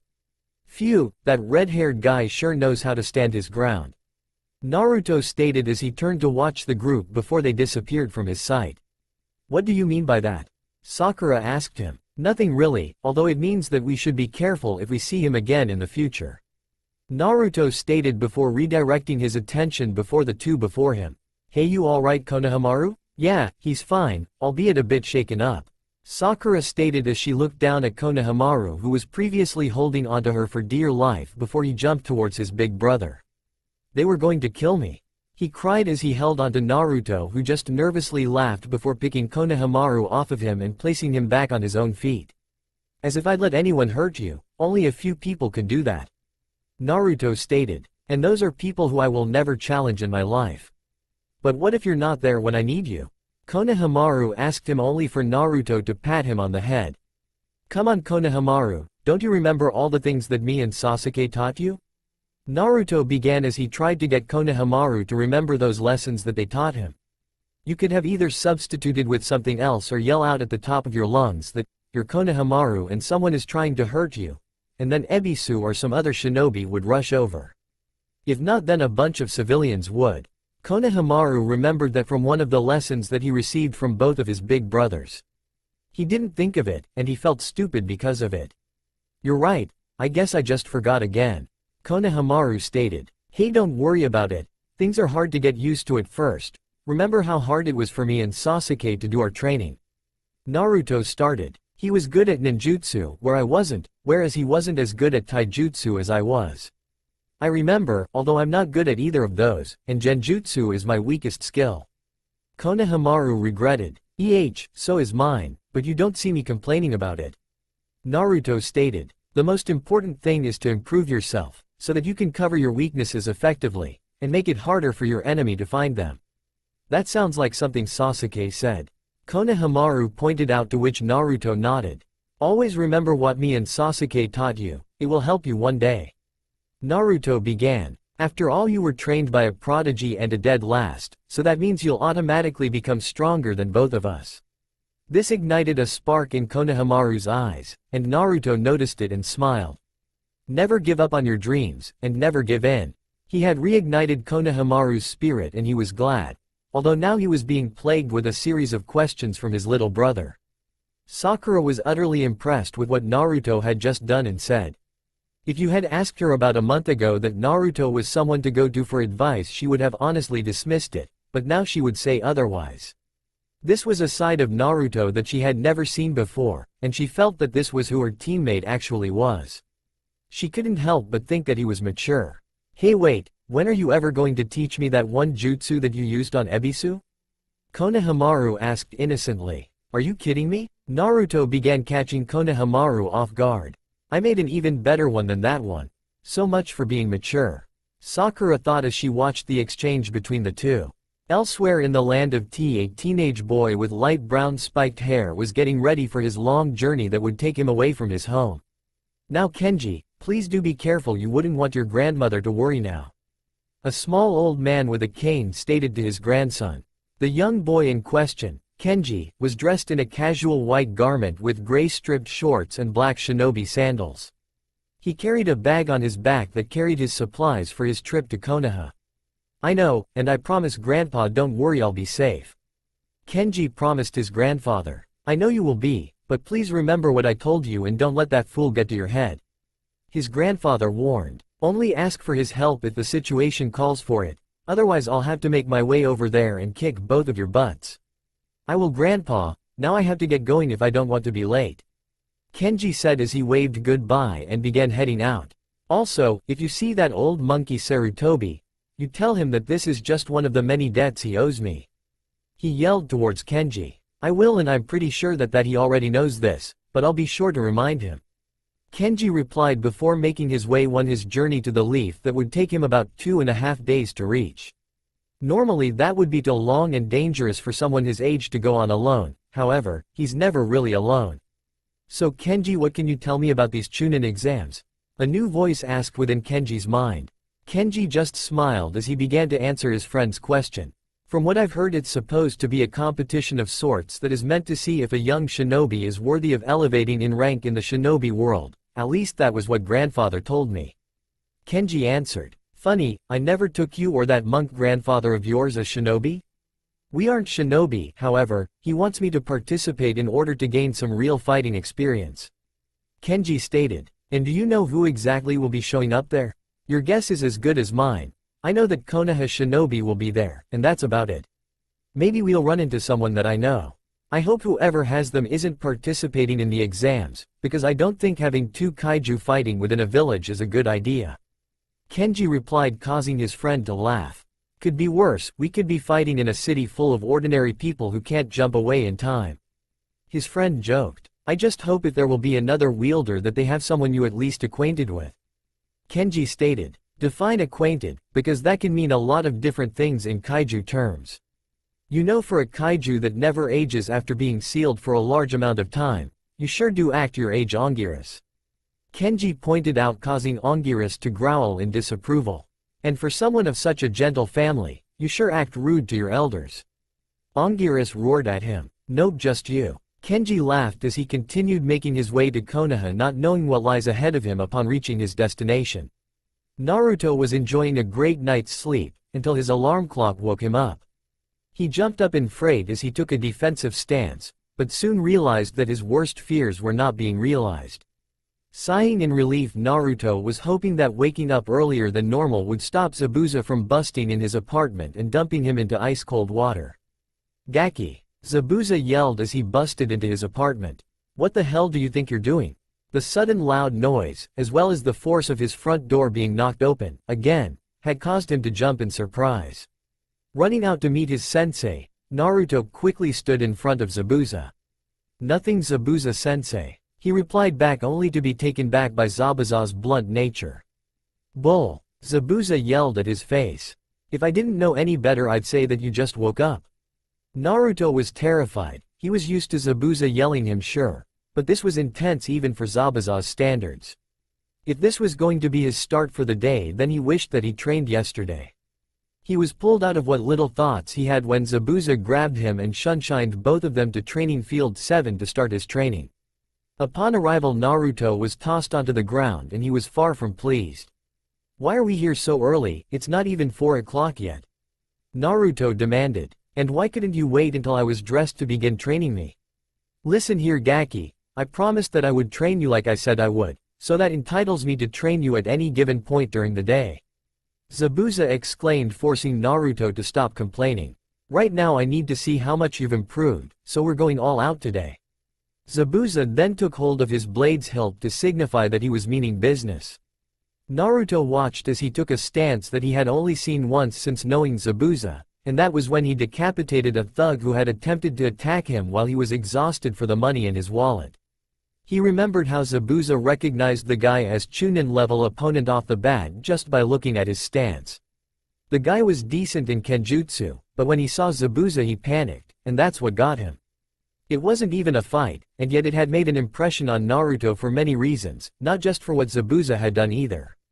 He took note at how easily Zabuza defeated the thug and even at how precise Zabuza's movements were.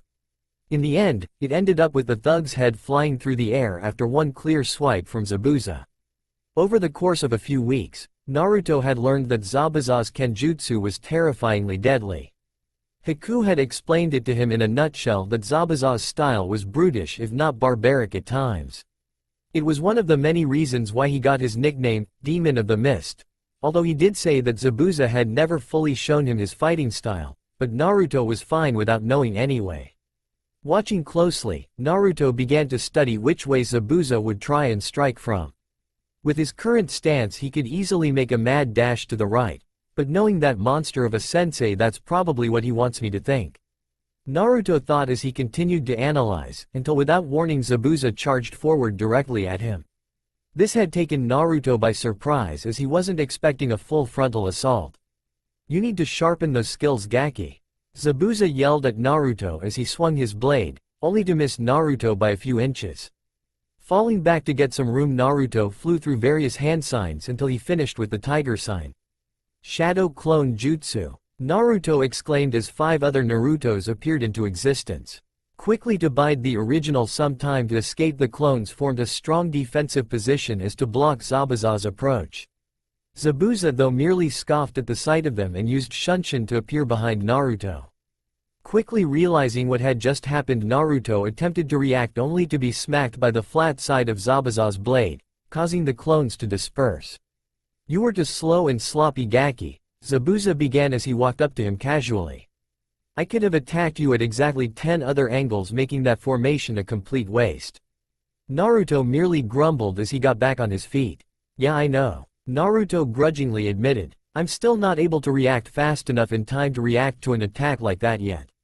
That is why we train, so that we can become better than we were yesterday," Zabuza stated as he began to tense up again. "And so far you haven't improved much since the other day." Zabuza leapt into action again, although to his surprise Naruto vanished before he realized it. Utilizing his senses, Zabuza turned towards his right and noticed Naruto was on the ground several feet away from him. "You may have learned Shunshin, but it can only help if the user is fully aware of his surroundings. Part of the reason why I'm not that good at it in a fight is because you won't give me a chance to properly use it." Naruto attempted to counter as he noticed Zabuza slowly making his way over to him, and quickly got back up on his feet. "Prepare yourself, Gaki. Today is going to be the day that I will drive so far into the ground that you'd think you've ended up in hell." Zabuza warned. Naruto got the hint that today was going to be Judgment Day for him, the day where Zabuza would decide if they should continue training or start taking missions again. This meant that he had to prove himself, otherwise it might be another month before he'll ever get another chance to go on another mission. Naruto quickly fell into a defensive stance that he learned from Haku. It was basic, but it was far more superior than the one the academy taught, and Naruto had found out that he was pretty decent with it. Zabuza, seeing this, rushed forward with full intent to drive him into the ground. He had managed to break through Naruto's defensive stance with ease and landed a few blows on him, nothing serious but enough to get the point around. The fighting began to escalate as Naruto summoned up more clones to assist him. However, Zabuza's ferocity and brute strength made them completely useless. Each of his attacks were laced with large amounts of strength to back them up, which often resulted in more than one clone getting defeated in one swing of his blade. He was quick, as due to his long service record that was obviously showing. It eventually escalated to the point that the real Naruto had to shunshin away, otherwise he more than likely would have gotten hit by one of Zabuza's swings. He then proceeded to conceal his chakra just as how Haku had explained it to him. It was the best option as he was exhausted and feeling heavy fatigue. Darn, I can't believe that even with all of this training I still can't land a single scratch on him. Naruto cursed. He figured that if he could land a single scratch on Zabuza, which he has never done, then maybe they could end this hellish training and begin taking missions again. In the usual training sessions with Zabuza there are 3 rules that one must follow. You are to never complain. If you do, then your training is tripled. There are no excuses here, you either do it or you don't, and pray that you do it. Finally, you must be prepared to go all day of fighting, exercising, and learning, otherwise you'll get crushed in a matter of hours. During this time, while Naruto gathered thoughts, he had failed to realize that Zabuza had disappeared from original spot. Instead, he was looking down at Naruto from one of the many tree branches above. Just like Naruto, he had many thoughts running through his head, and yet he knew that session was critical in determining Naruto's strength. Kakashi had already informed him that Sakura was good to go, and that all that was left was to do Naruto. He was tasked in getting Naruto into the best possible condition to continue his shinobi career, although right now he wanted to see if Naruto was ready for the exams as well. However, that was only one reason why he wanted him to reach that level. He wanted Naruto to be ready for when possible enemies would come for him. Those 2 powerful entities sealed inside of him are prime targets for many individuals seeking great power. Nobu-sama was targeted by many different cults and factions when he was alive just for having that power. Zabuza thought, to have that and the Kyuubi in one vessel just spells disaster, and doubles the danger of the individual and those around them. If only things would have ended differently 13 years ago, then perhaps Naruto wouldn't have been forced to bear this curse. Zabuza then noticed the sun coming out and decided to continue on where he left off and began making his way towards Naruto.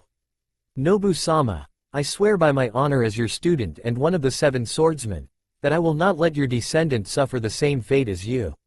Meanwhile, Naruto had already began to plan out his new plan, only he was nervous that it wouldn't work as it was, and proceeded to think more on it while taking in the location. Shadow clones won't work on a full frontal assault unless there is a sheer number of them forcing him into one spot.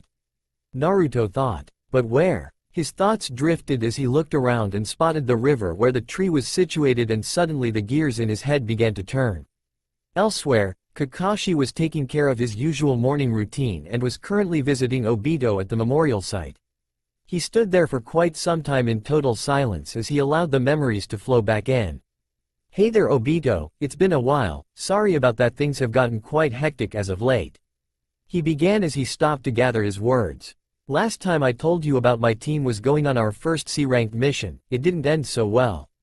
I allowed one of my students, Sasuke, to die. You remember the one from your clan I was talking about? There was a silent pause as he remained where he was as he let it sink in.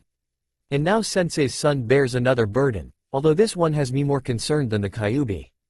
Kakashi admitted. That's why Lord Third allowed Zabuza to join the team as a way to help Naruto, and teach him things that I know I couldn't teach him.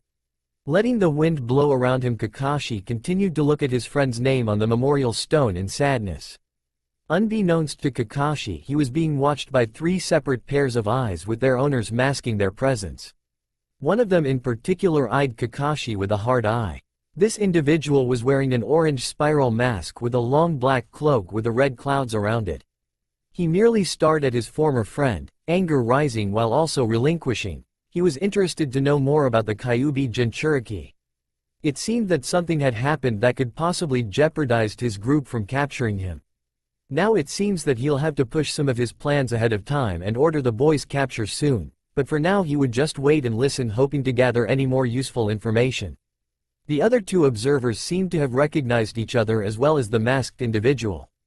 They soon left the area, ensuring that they would not be noticed by any unwanted eyes. Both figures soon reappeared in a small field with an old shrine in the middle of it. The field was situated in one of the deeper parts of the surrounding forest. Both of the individuals were sporting a mischievous grin. So what brings the freak show so far away from the circus? The one with lavender-colored hair and amber eyes questioned. I can't see you coming all the way out here for some wood, unless you're here for the scenery. The individual was dressed in deep gray tee along with tan happy pants. He had tried to coax the other individual into fighting him, although it seemed to not have any effect. Maybe I was looking for some small fry like you to kill, the other began. He had dark hair and was wearing a black and gray stripped vest with equally dark-colored pants and sandals.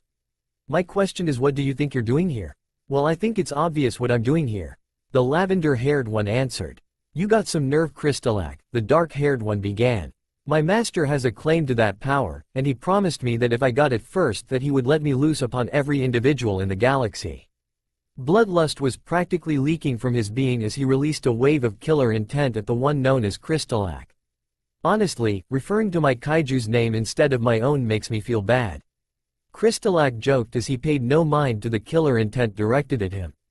You should remember my name, after all I was the one that took your original arms after all. That seemed to have hit a nerve as the killer intent skyrocketed, startling anything within the vacantly. Oh ho, now you're asking for, aren't you, Daichi?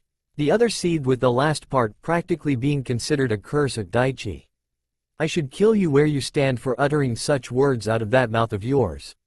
You tried that 13 years ago and still failed. It would be no different than it was back then. Daichi laughed. Besides, your master hasn't even been able to defeat Godzilla. So what makes you think that you can capture the boy? From what we both heard, he has just awakened him after all these years. It will be easy pickings.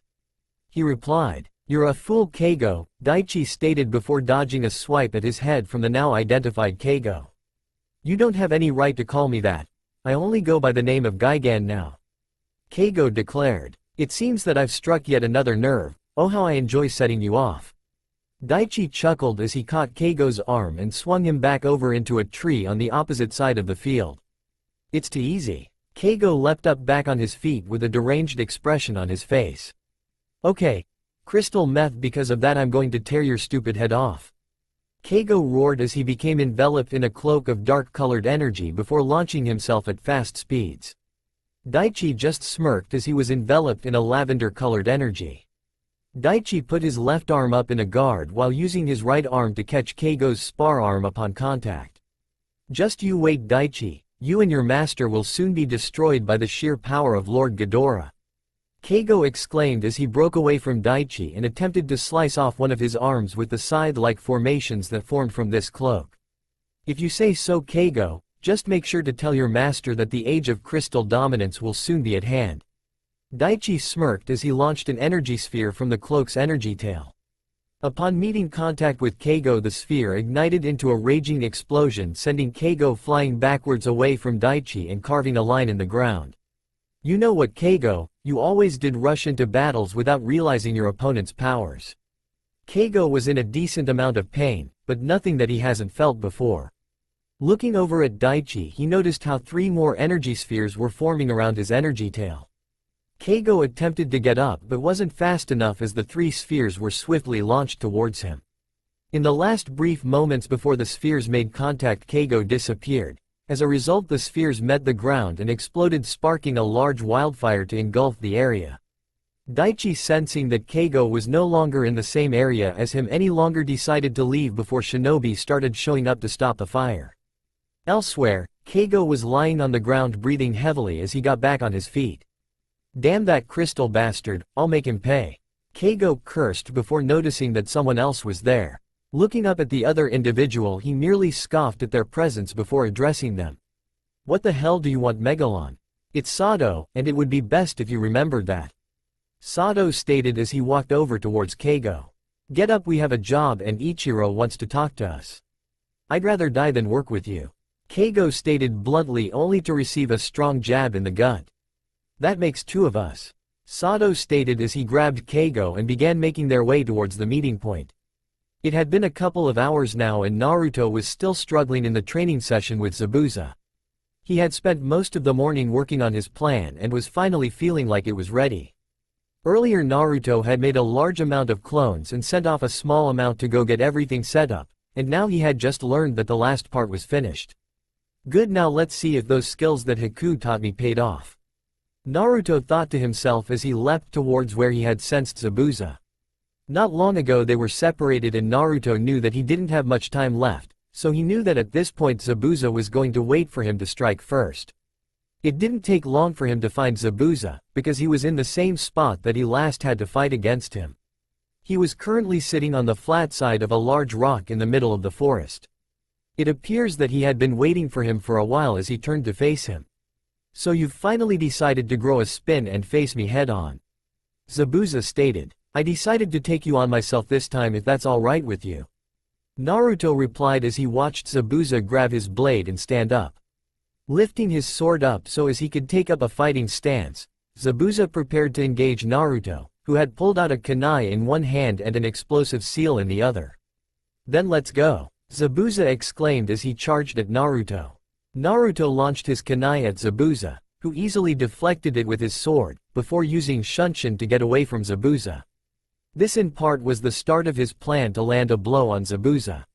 Looking behind him he noticed that Zabuza was hot on his trail and so he decided to speed up a bit.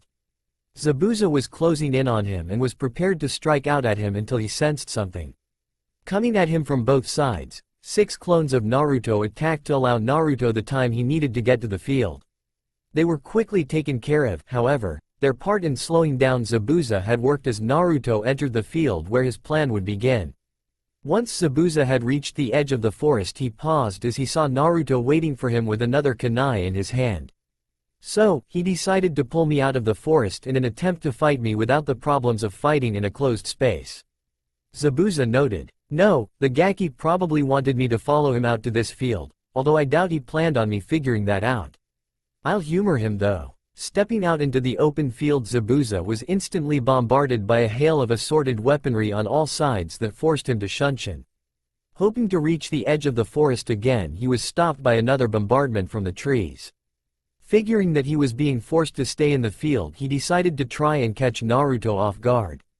Upon appearing behind Naruto, Zabuza struck him with the blunt side of his blade only to find out it was a clone. His surprise increased as he looked down at the ground after hearing a hissing sound. The ground below him was littered in exploding seals that had all lit up, signaling the coming detonation. With only a few seconds to spar before the tags exploded, Zabuza jumped away into the air before the explosion erupted, sending him higher into the air than he anticipated. Zabuza quickly realized the vulnerable position he was in and quickly grabbed his blade that was now acting as a shield against the hail weapons raining down on him as he descended back towards the ground. Once back on the ground, he jumped back behind the tree and decided to stop what was ever firing those weapons at him, more than likely clones, but he was going to deal with them. Flying through the hand signs, Zabuza ended on the sign for bird, water style, water dragon jutsu. Zabuza exclaimed as a decently sized water dragon emerged from the river that was then sent towards the locations where the weapons had been launched from. The area that the dragon swept through was quickly filled with the sounds of popping, which signaled the dispersion of the clones hiding behind the foliage. The moment was short-lived as Zabuza quickly noticed something in the water dragon. There were several clones riding inside the water dragon. He must have had them stay hidden in the nearby river before I got here. Zabuza thought. How'd he plan this far ahead, even up to the very moves that I would use? The clones began leaping out of the water dragon one by one, forcing Zabuza to cancel the jutsu in order to defend himself from their assault. They launched several weapons at him, careful not to get too close to Zabuza until everything was fully prepared. If this is all that you've had planned, then you've made a serious mistake. Zabuza yelled as he charged the clones, dispersing each one he struck, while also using his blade as a shield to deflect any incoming weapons. Each barrage that he was forced to use his sword lasted only a few seconds as to push him away from the tree lines. Suddenly everything stopped after Zabuza dispersed the last clone, and taking in the sight of the field, Zabuza noticed it was littered with weapons. Why has it suddenly stopped? Zabuza wondered. Emerging from the tree line, Naruto, or more than likely a clone of Naruto, appeared walking towards Zabuza. What was the point in just wasting all of that time trying to hit me with all of those weapons? Zabuza asked the clone. The clone simply showed him a very large grin as multiple Narutos began emerging from the tree line. If you think a couple dozen clones can scare me, then you're sadly mistaken. Then how about a few dozen? The clone asked as suddenly all the weapons that were littered around the field puffed into dozens of clones. This took Zabuza by surprise as they quickly jumped on him, grabbing his limbs to allow the other clones to start hitting him. Still taken back from the shock, Zabuza soon found himself unable to move as he watched the impending crowd of Narutos coming down at him. For some reason this had reminded him of when Kakashi pinned him down with his hounds. Trying his best to try and get the clones off him, he was easily overpowered by the sheer number of clones, which led to them finally landing hit on him. Whether or not Naruto had planned this all the way or not, Zabuza was greatly impressed at the amount of effort put into this plan as well as how well he adapted it. There was just no way for him to have known what moves he used. I guess that's something I'll have to ask him after this, Zabuza thought as he was kicked into the air by two clones. As two more clones were bearing down on him trying to deliver a pair of uppercuts, Zabuza was able to knock them back and start fighting again. Without warning, he began butchering the clones by the dozens and only paused when he heard the real Naruto's voice. "Hey Zabuza-sensei," the real Naruto yelled out as he finished flying through a series of recognizable hand signs. "Try some of your own medicine, water style, water dragon jutsu." Just as Zabuza had done earlier, Naruto conjured up a mighty water dragon that raced towards Zabuza. Unprepared for the oncoming attack, Zabuza was hit by the jutsu full on. This had caused Zabuza some small bit of pride to take root in it. Naruto had just pulled off a B-ranked offensive water ninjutsu on him, and even though the force behind wasn't as strong as his, it still packed a punch. The end result was Zabuza on the ground with a bunch of clones surrounding him with weapons drawn. Before Zabuza realized it, the clones were dispersed and only the real Naruto remained a couple feet away from where Zabuza was laying. As he got back onto his feet, he looked over at his young student and couldn't help but think of his old friend and mentor Nobu. "Well done, Gaki, you finally managed to land a hit or two on me," Zabuza began as he walked over towards his student while also putting up his blade. "I will say that plan of yours, though a little flawed, was well executed, and as such you have proven to me that you are ready to continue taking missions." This caused Naruto to cheer out widely as he was glad that it was finally over, although this just merely annoyed Zabuza as he stuck Naruto in the head with his fist. "Ouch, what the heck, I thought I proved myself to you?" Naruto exclaimed as he rubbed his head. "You did, although I never said that you could yell out like a maniac, now did I?" Zabuza yelled back at him. "Besides, this just means that you've proved that you're ready to go on missions. We still have the more advanced training that you have to do still." "I know that, but come on Zabuza-sensei, you have to admit that strategy was pretty awesome," Naruto cheerfully stated. It was obvious that Naruto was proud that his plan had worked and he should be, so Zabuza wasn't going to take that away from him, just as his sensei did for him. However, there was still some unanswered questions that needed to be addressed concerning that plan of his. "Naruto, I am curious as to how you set up that trap so well, it was almost flawless," Zabuza asked his student, who chuckled in response. "Well, at first I figured that you would go all out in this session and I knew that I wasn't fully prepared for it at all. Luckily I was able to come up with this big plan," Naruto stated. "Although it wasn't as good as it was originally, so I kept working on it while we fought." Zabuza was amazed at the fact that Naruto was carefully considering his plan while fighting him during the frequent skirmishes they had during the session. Deciding to ask him a couple more questions, Zabuza wanted to know more about his thought process during those times. "So Gaki, how did you result in performing the product that was shown on the field?" he asked. "I was frustrated at first because I was forced to fight you in my pajamas with no weapons or anything of the sort, so the first thing I did was turn clones into weapons while also grabbing for the spar gear that we've kept here on the training grounds. Naruto began. The next thing I did was I tried to remember what Haku had explained to me about how a hunter shinobi sets up a trap as well as capture an opponent. Naruto then proceeded to repeat the knowledge that Haku had passed on to him for his own knowledge. First, always evaluate the situation and your opponent. This will give you a sense of what you need to perform in order to complete your objective. Naruto began. Secondly, view your surroundings as to find a way to set up a trap in order to give you an advantage. Third, anticipate any moves that you are already aware of as best as possible. Fourth, if your opponent is obviously stronger then you make sure you keep your distance and always look for an opening. Lastly, execute everything as humanly possible in different intervals in order to throw off your opponent, and so that your trap works more or less. Zabuza was absolutely amazed at the fact that Naruto had memorized the very knowledge that he had bestowed upon to Haku long ago. Well Gaki, you have definitely surprised me today, that's for sure. Zabuza stated, causing Naruto to bask in his success. Hey, don't let this get to your head. You may have surprised me today, but no, I'll be expecting it next time. This had ended Naruto's fun, but Zabuza knew that he couldn't allow today's success to get to his head. They then began gathering their belongings so that they could return to the village soon. During this time a thought popped into Zabuza's mind and he then proceeded to ask Naruto a question. Hey Gaki, how the hell did you prepare to the point of having clones in the water for when I performed the water dragon jutsu? Oh actually to be honest that was a mistake on my part because you weren't supposed to use the water dragon jutsu. And those clones were merely there to help in keeping you from escaping over the river. Naruto sheepishly replied. Zabuza could tell that Naruto was honest and just merely pushed the thought aside for later. It was around this time that both Kakashi and Sakura made it to the training field. And to say they were surprised to see the damage that it had sustained as well as the current appearance of both Naruto and Zabuza, both couldn't help but question what had taken place. Oi, Kakashi, get over here already, we're both tired and don't feel like coming over there. Zabuza said aloud, grabbing Kakashi's attention. Sorry about that, just trying to figure out what exactly caused so much destruction is all. Kakashi stated, nothing short of the Gaki here proving that he's ready to continue taking missions. Zabuza stated as the two looked over at Naruto, who was grinning up a storm. However, the two then noticed that he wasn't in his usual shinobi outfit. Naruto, why are you in your pajamas? Sakura asked him. Remembering that he wasn't in his usual shinobi gear, Naruto looked himself over before replying. Zabuza-sensei didn't give me enough time to change before dragging me out here with only the clothes on my back. Please, you had enough resources available to blow me up, tear down a few trees. Zabuza countered as Kakashi walked over towards his side to inform him of something discreetly and out of earshot. Zabuza nodded at what Kakashi had apparently told him, causing the two genin to question what it was he was told.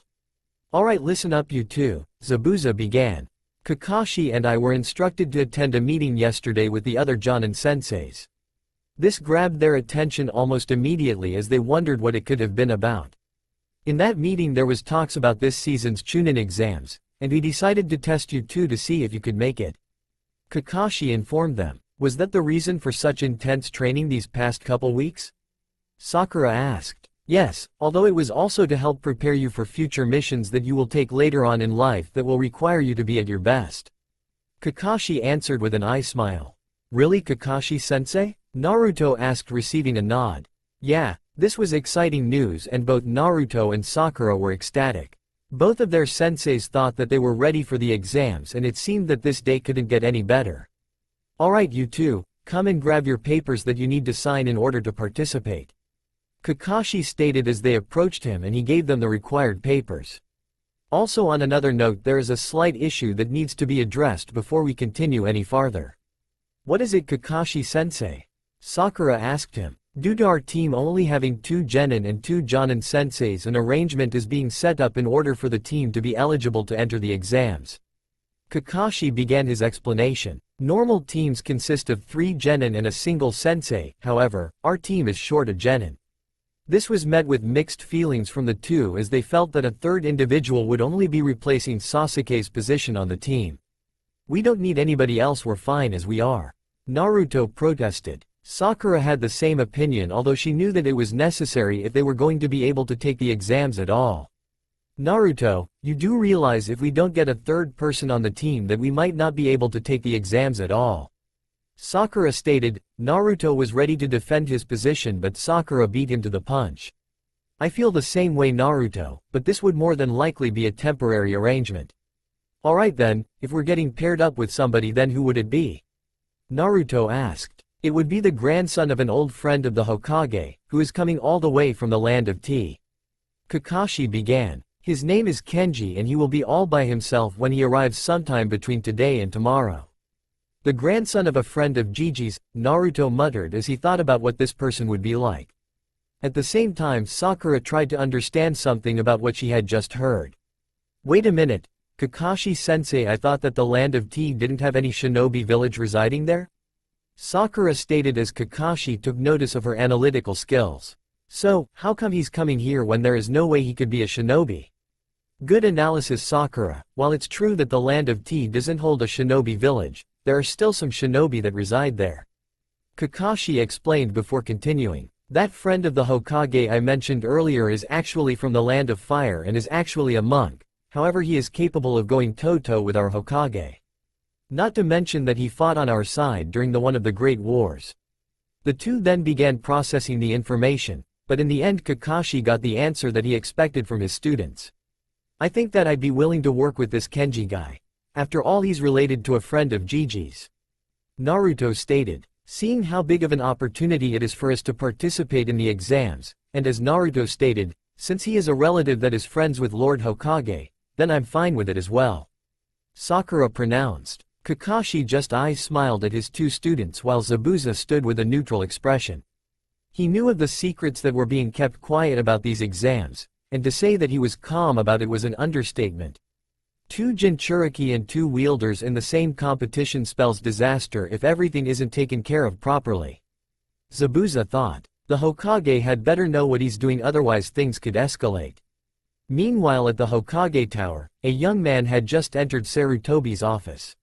Welcome Kenji, I'm surprised that you have arrived earlier than expected.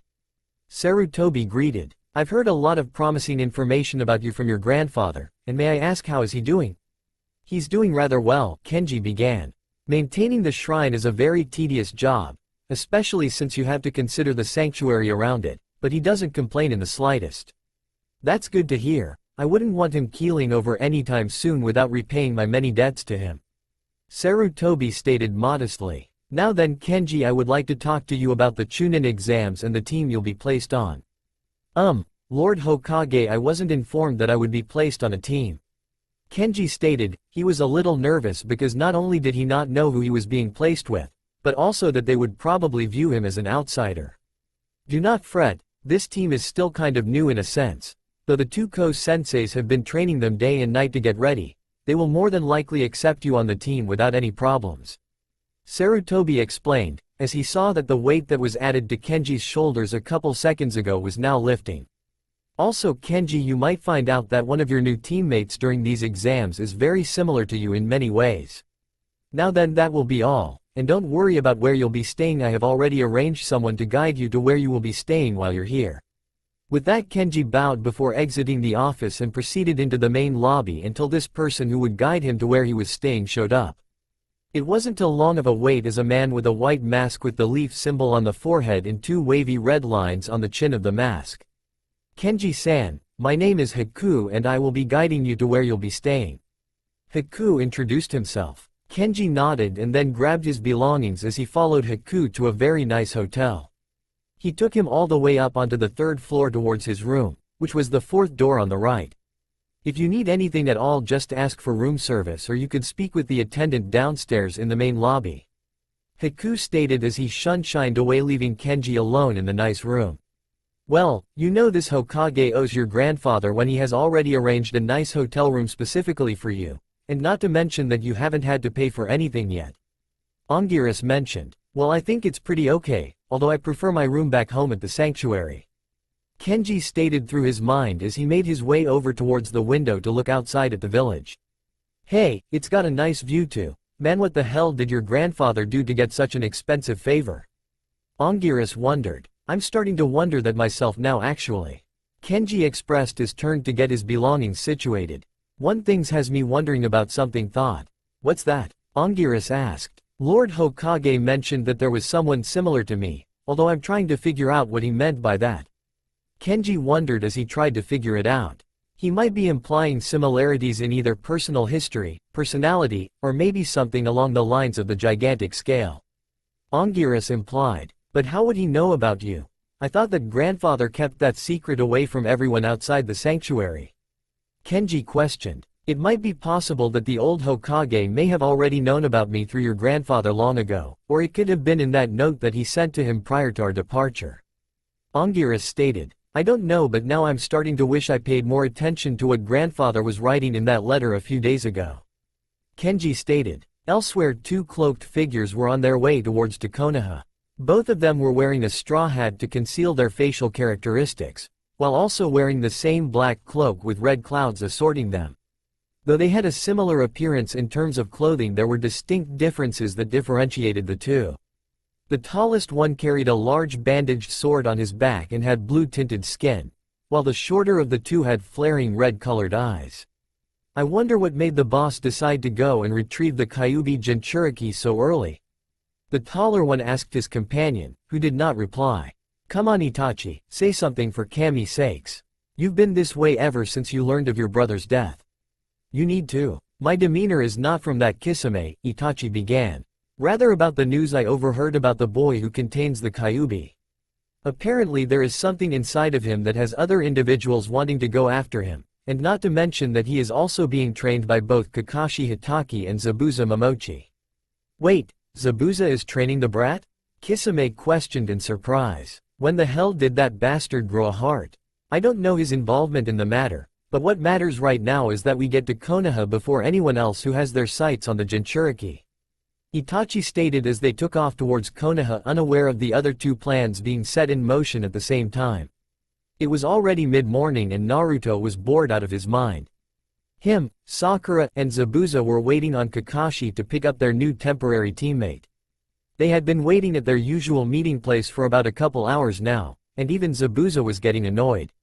Does he always take this long? Zabuza asked Naruto and Sakura. He was like this even when I was training with him, and he's been doing it ever since we've known him. Sakura explained, only for Zabuza to grumble. He'd better have a damn good excuse, otherwise there might end up being only one sensei assigned to this team. Zabuza hissed as he was expressing his current feelings about Kakashi's lateness. Naruto and Sakura both let out nervous laughs as they knew full well what kind of excuse Kakashi was going to bring with him. Sure enough though, when one speaks of the devil he will usually appear, as Kakashi finally came into view with a second individual following behind him. Hey look, there's Kakashi-sensei. Naruto let out, alerting the other two of Kakashi's arrival. I wonder what our new teammate is like. Sakura whispered over towards Naruto. I don't know, he definitely doesn't look like a shinobi. Naruto mentioned as they both looked over their new teammate and saw no weapon pouches, headbands, or anything that would say that he was a shinobi. Well, his grandfather is a monk, so maybe he was taught to fight without any weapons. As for a headband, the land of Tea doesn't have a shinobi village, remember?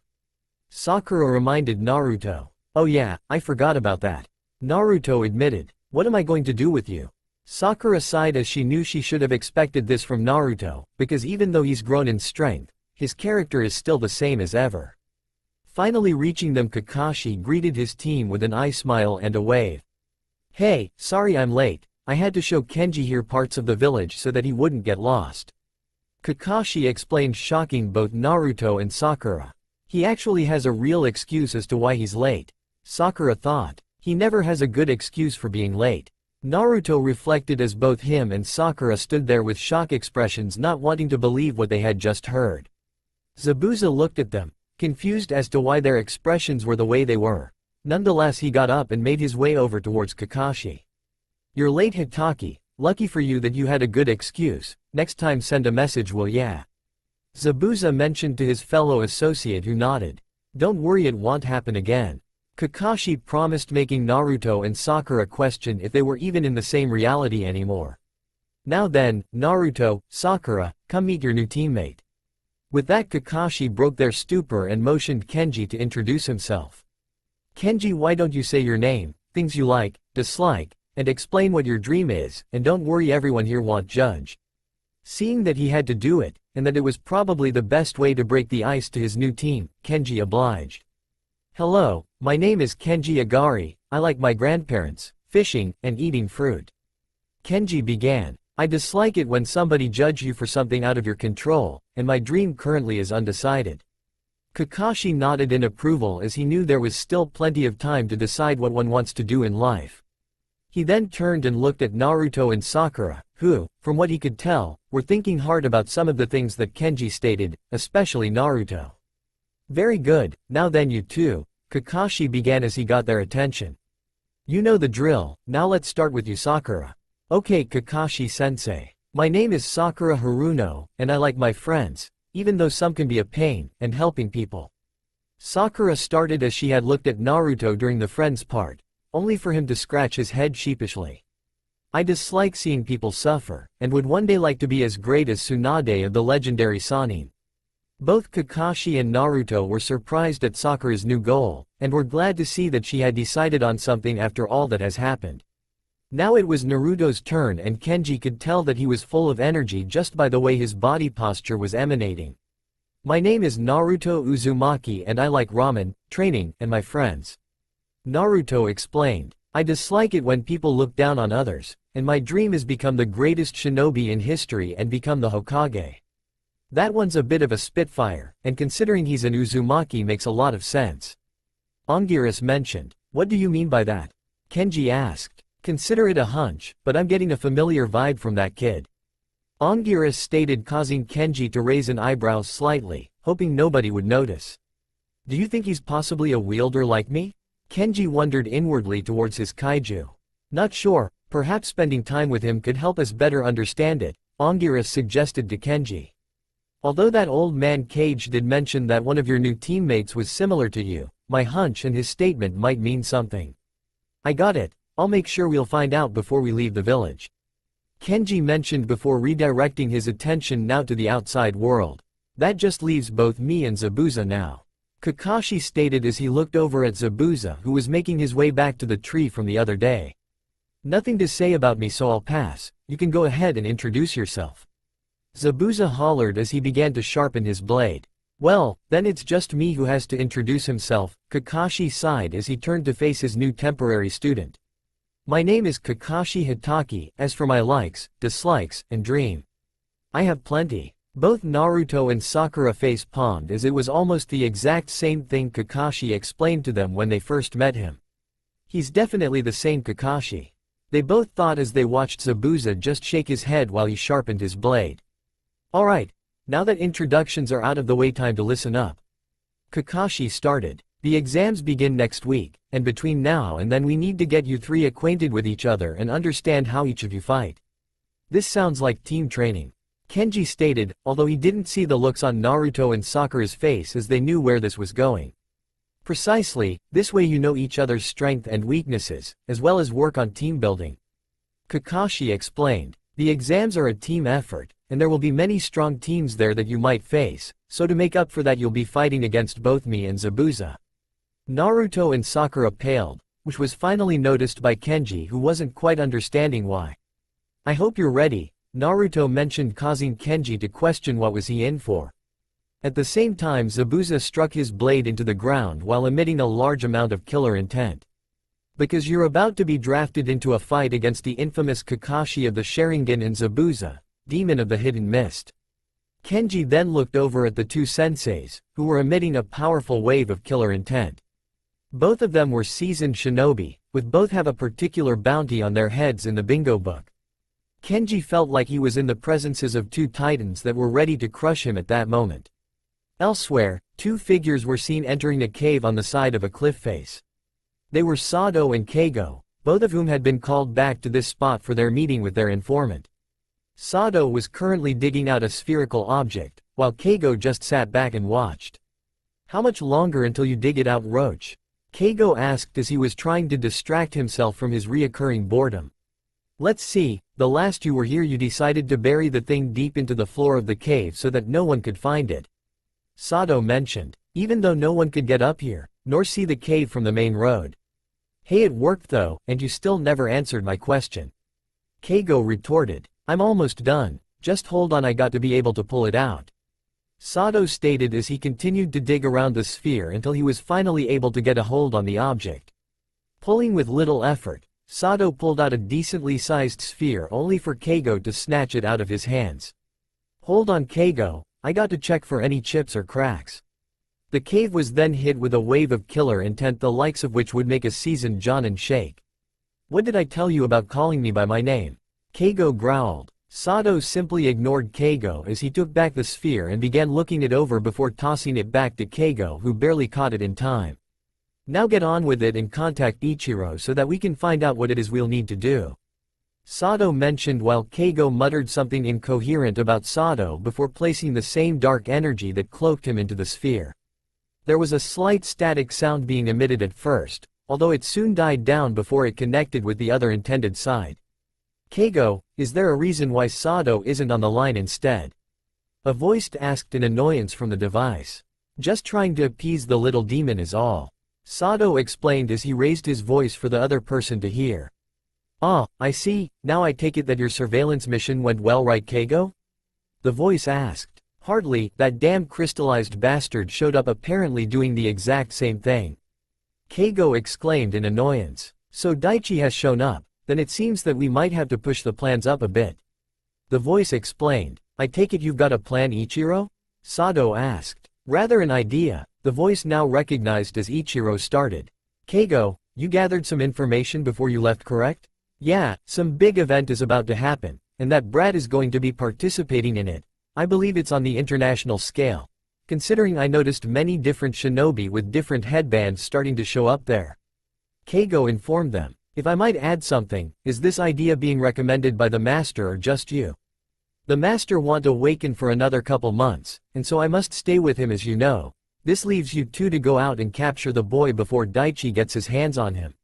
Ichiro explained to them. I hope you know that the brat is in a shinobi village. Keigo pointed out. That hasn't deterred you away before, why all of a sudden?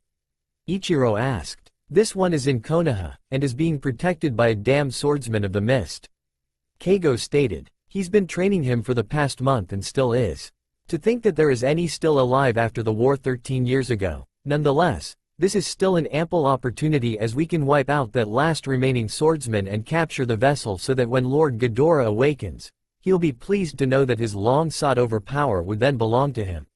Ichiro stated. So we're just going to go run into a major shinobi village, fight and kill one of the swordsmen, and somehow capture the vessel of the King of Monsters.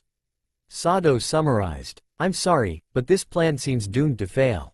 In normal circumstances yes, however, this assignment only will you be allowed to remove up to your second limiter. Ichiro stated, surprising the two. I know that we're fighting the King of Monsters, but isn't that a bit eccentric? Sato asked him. Hardly, the circumstances of the situation will call for it. Although make sure you do not exceed those limits, we don't want the vessel to die before being presented to Lord Ghidorah. Ichiro mentioned. After all, you both know what would happen if said thing were to happen. Please, he'll just kill and replace you too, I'll be perfectly fine. Keigo snickered. Keep telling yourself that, it's obviously part of your own logic. Sato retorted before taking back the sphere from Keigo. Now I hope you know that the odds of successfully pulling the kid out alive are very low if all hell breaks loose, especially considering whom I'm paired with. Keigo took offense to that and was ready to retort until Sato kicked him away. That's why he's with you, he'll deal with anyone that isn't the designated target, while you carry the target back here to the base. Ichiro explained. That's a lot easier said than done, and how much intel are we supposed to go on? Sato questioned. He knew that Keigo had gathered some intel, but how much of it would help them infiltrate a major shinobi village and capture their target? Sato, we might not get another chance like this. Keigo did overhear that the boy had just recently awakened Godzilla. This means he has no formal training. Ichiro stated. If we don't try to capture him now, then it will just become far more difficult next time. You have a point, although I don't like the fact that Daichi is sneaking around that boy. Sato mentioned. If it comes down to it, you may have to engage him, just so long as both of you work as a team, then he shouldn't be much of a problem. Ichiro explained. That's the thing, I don't think we can work as a team. Sato thought to himself. Sato, this mission is very important. You mustn't fail, otherwise we will be set back considerably until the master awakens. Ichiro warned him. I fully understand, we'll infiltrate the village, however, we will wait until the time is right to capture the kid. Sato stated. Best to be cautious and aware of the situation than rushing in without a plan. Very good, we won't be able to communicate until the end of your mission, so that is why I'm telling you now to make sure you swing by the outpost and grab some supplies before you two head off to the village. Ichiro suggested. I was thinking the same thing, although it would delay us a week and a half. Sato mentioned. But it's just as you said, we'll need to gather those supplies. Alright, and remember to not try anything that could harm the vessel any more than what is necessary. And remember, this is our last chance at acquiring this power, no screw-ups. Ichiro warned before cutting the connection with Sato and Keigo. Keigo, hurry up and gather your stuff, we're heading out towards the outpost to resupply. Sato ordered. Who died and made you leader of this duo? Keigo demanded. Considering you still have much to learn and this assignment requires a specific touch that you are incapable of producing, I'd say the leadership role would rightfully fall into my hands. Sato stated. Keigo had to grudgingly accept this setup for now, though he didn't approve of this one bit. The two of them gathered their belongings and then proceeded to exit the cave. Once outside, they changed course to the northwest, where they had planned to resupply and get whatever supplies they would need for this assignment. A week's time went by before the new temporary Team 7 realized it. During this time period they had managed to get to know each other a little better. Of course, this also led to the genin forming the first strings of friendship amongst them. It actually began not long after Naruto had managed to convince everyone that they should go to Ichiraku's. Afterwards they had started their team training, which forced them to cooperate, and led into these results. During that training they had begun to pick up each person's strengths and weaknesses, only due to the severe conditions that were placed on them in this training. It forced them to take advantage of anything they could use, and utilized whatever it was to the fullest, otherwise it would be exercising till dawn. These severe conditions worsened after each success that the team gained. This though made them more aware of each person's role on the team.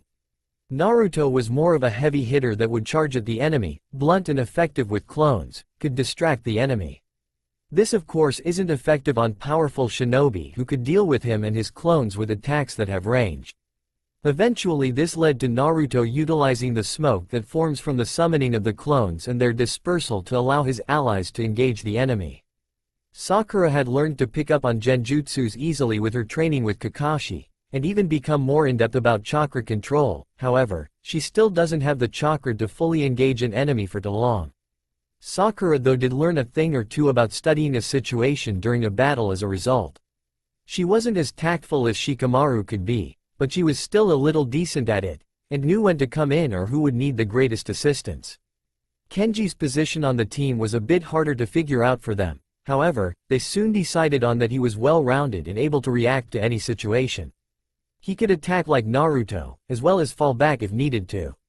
Kenji was always calm in a fight, although he did seem to wonder a bit in thought. He always paid attention to the battle and tried to look after his teammates if they needed assistance. Their roles helped define the new team as their senseis soon began to believe that this team was considerably a divisible one that can react well to different situations. They would know, especially since they subjected them to harsh training conditions that some might have considered unwise. However, the results were showing in these young and upcoming genin.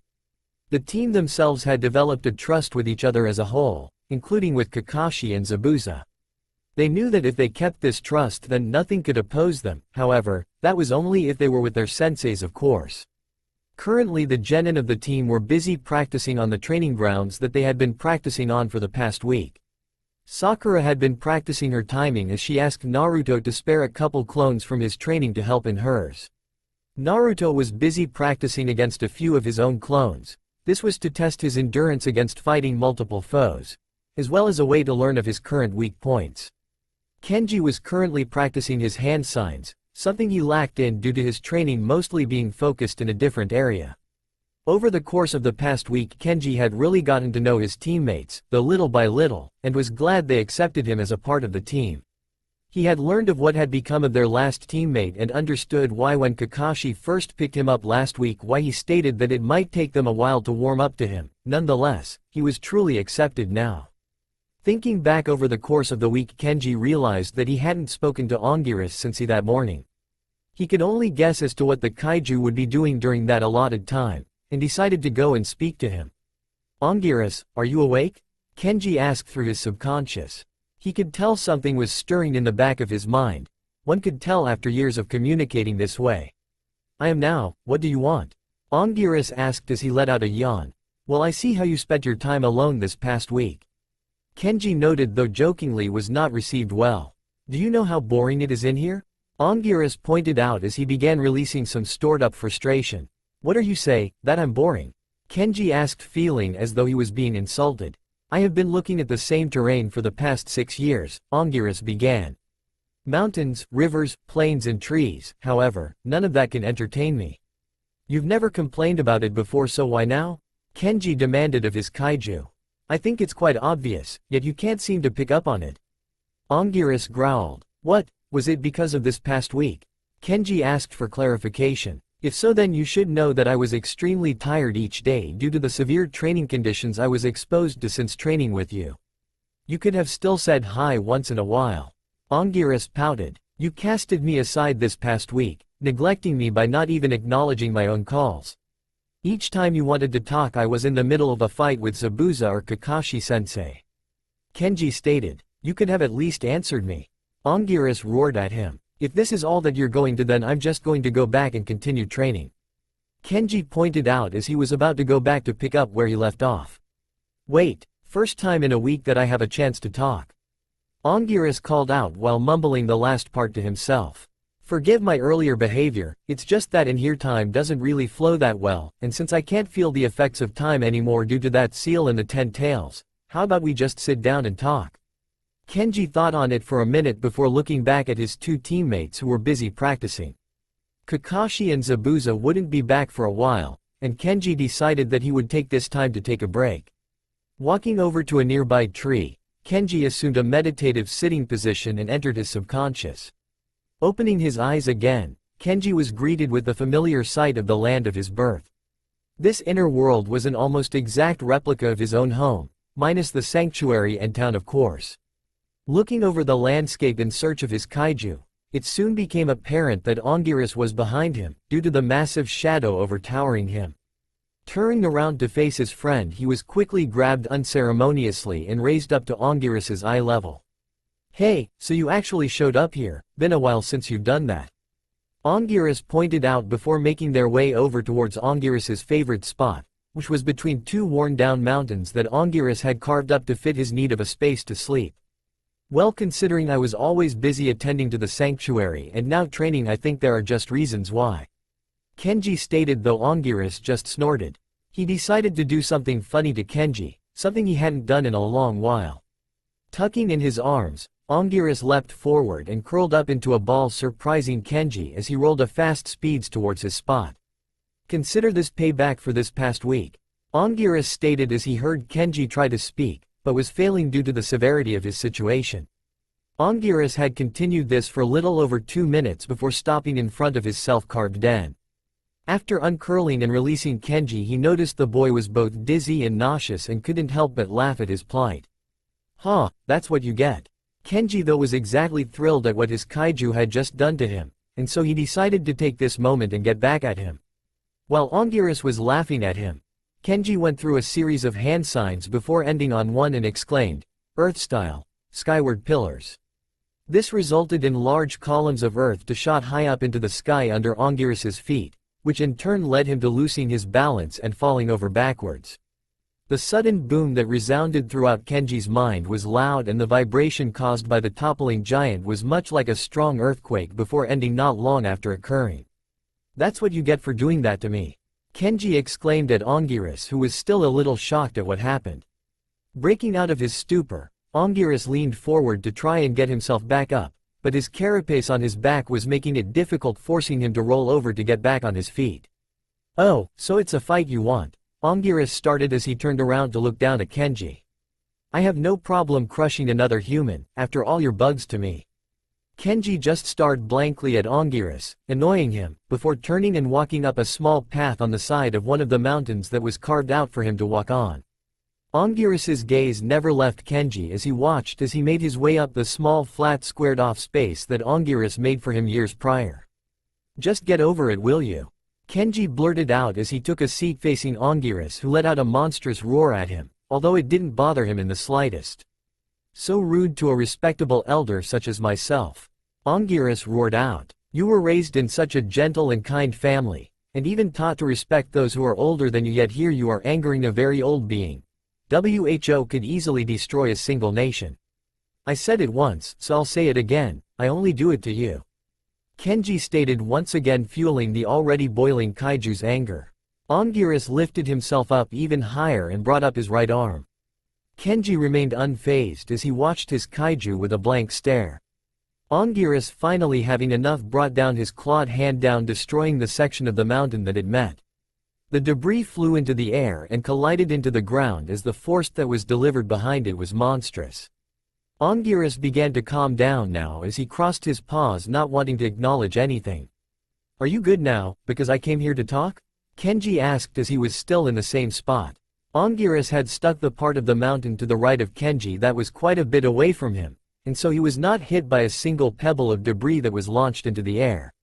"Yeah," Ongiras grumbled as he took a resting position in his den, allowing the two to actually begin talking to each other. It was as much as a normal conversation one could have with a kaiju, but nonetheless a conversation. Eventually the conversation lightened up, and before they knew it they were joking along with each other. This had eased the tension that was present earlier on, and allowed them to get back into their usual flow. Ongiras acting big and important as usual, while Kenji just waved it off, dampening Ongiras's spirit, though jokingly. The two continued for 30 more minutes before the conversation started to drift into deeper waters. "You know, Kenji, there have been times in my life where I've felt that I was the only kaiju left alive after the many conflicts over the years." Ongiras started. "It is true that it has been 13 years since I've last seen any of them, though it still makes me wonder if any of my friends are still around or if they suffered the fate of oblivion." Kenji could obviously tell that Ongiras was being serious. He usually was when speaking about his other friends that he had fought with. He remained silent and listened to Ongiras before waiting to speak. "Don't worry, Ongiras, we've been told that none of your friends that fought 13 years ago had succumbed to death, so let's not worry about it." Kenji reminded him. "You're right, but that was after the conflict ended. Who's to say that these past 13 years hasn't changed anything? That is a decent amount of time for things to change, Kenji," Ongiras pointed out. This coming from a kaiju that no longer feels the effects of time, and has stated that you can't tell how much time has passed. Kenji stated, "Besides, you've always believed that one day a time would come when kaiju will return to the world again. I remember, though, the events that led to me believing that a dark, and not to be visited." Ongiras replied as his mood became darker and the atmosphere around them reflected it. "Though it is necessary to reflect on the past, so that one might be able to understand the present." "Okay, what about that prophecy you heard about from Mothra?" Kenji asked as he noticed Ongiras let out a small sigh before reflecting on his memories. "So will come a time when the beasts of old will reclaim their home and change the hearts of men, for their return is marked by the return of the king and his last vessel, along with a descendant of a god who will issue in this new era. An era that shall come when the two kings join and the moon's red glow ceases from existence." Ongiras murmured as clearly as the day he heard it. The last phrase that Mothra's wielder mentioned before both of them succumbed to death 13 years ago. Does it not inspire confidence? After all, Mothra protected the Shobaijin before she fell, and they were the ones that informed her of it. Kenji stated, "The Shobaijin have long since left this world after the collapse long ago. The Ten Tails knew they were soft, and even Batra was surprised at the ferocity shown towards them." Ongiras stated, "They have been locked away from the world, only ever reaching the ears of Mothra and Batra, and I haven't seen or heard anything about what has become of his wielder after Mothra's death." "What do you think he's been doing all this time?" Kenji asked. "The hell if I know. After Mothra's death he changed and left to go on his own. Those that sort of knew him figured that he was going to try and search for the cosmos, however, he had disappeared as I stated earlier."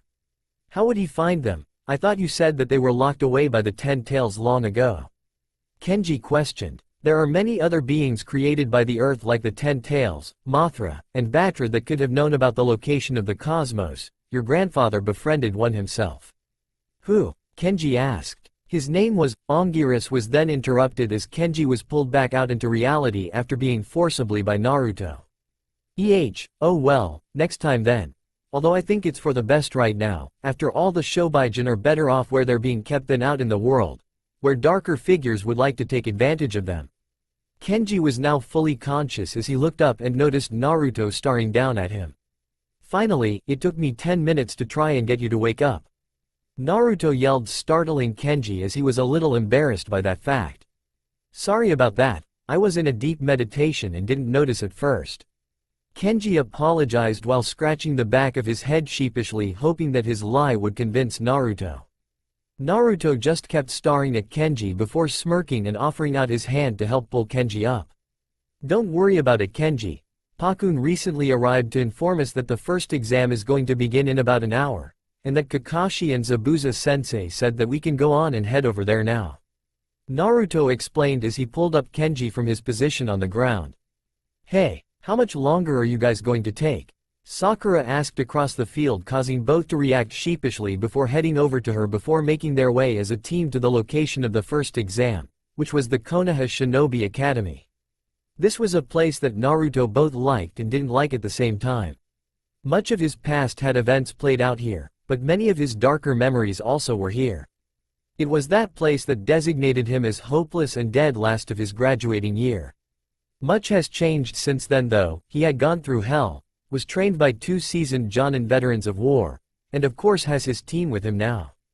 Things are going to be different from here on, Naruto thought to himself. I'm not going to be some dead last anymore, instead I'm going to be Naruto Uzumaki, the next Hokage. Both his teammates noticed the look adorned on Naruto's face. Kenji had learned, to his surprise, that Naruto was considered and marked the dead last of his graduating year. Going back to the place that marked him as such a thing must have triggered some rather bad memories to pop up of his time there, although he doesn't seem to be letting them get to him. Kenji took note. I remember back during the academy how Naruto was nothing more than a goofball trying to become a shinobi, Sakura reflected. It was only recently that I learned how hard it was for him back then. Seeing this new confidence in him even though he's returning to the place that marked him as talentless and mediocre shows just how far he's really come. Naruto never noticed the looks that his teammates were giving him, nor was he considering what they were thinking. Instead he had one thought on his mind that was more resounding than any of his other thoughts. Prove them wrong. In the Hokage's tower, the many different Jonin senseis whose teams were submitted into the exams were currently conversing in one of the large rooms that served for large meetings. The third Hokage, Sarutobi, had finished delivering the rundown of the exams to the many different senseis. This was to ease their mind in knowing what it was their teams were in for, although it made some a bit nervous. Most of them in the room though were already fully aware of the dangers these exams have to offer and expected no less from them. Most of the senseis that were in the room conversing were mainly conversing in groups of one country or village. All of the main villages that were present were in their own groups while the smaller villages were in their own groups conversing with those they know. The Konoha group consisted of Asuma, Kurenai, Guy, Kakashi and Zabuza, along with a few other Jonin senseis. They had been conversing how each of their individual teams were unique and formed together for different purposes. Asuma had the Shika Ino Cho formation for his team, while Kurenai had a tracking team. Guy had brute force built into his team that could go toe-to-toe with any kind of enemy. So Kakashi, my rival, what is your team built around now that your team has a new member? Guy asked in his usual youthful manner that annoyed Zabuza to no end. Besides seeing people from Kiri, I'd say this is the second most annoying part about going to this stupid meeting. Zabuza frowned as he turned and noticed that the group from Kiri were keeping an eye on him. Keeping staring at me and I'll gouge out your eyes.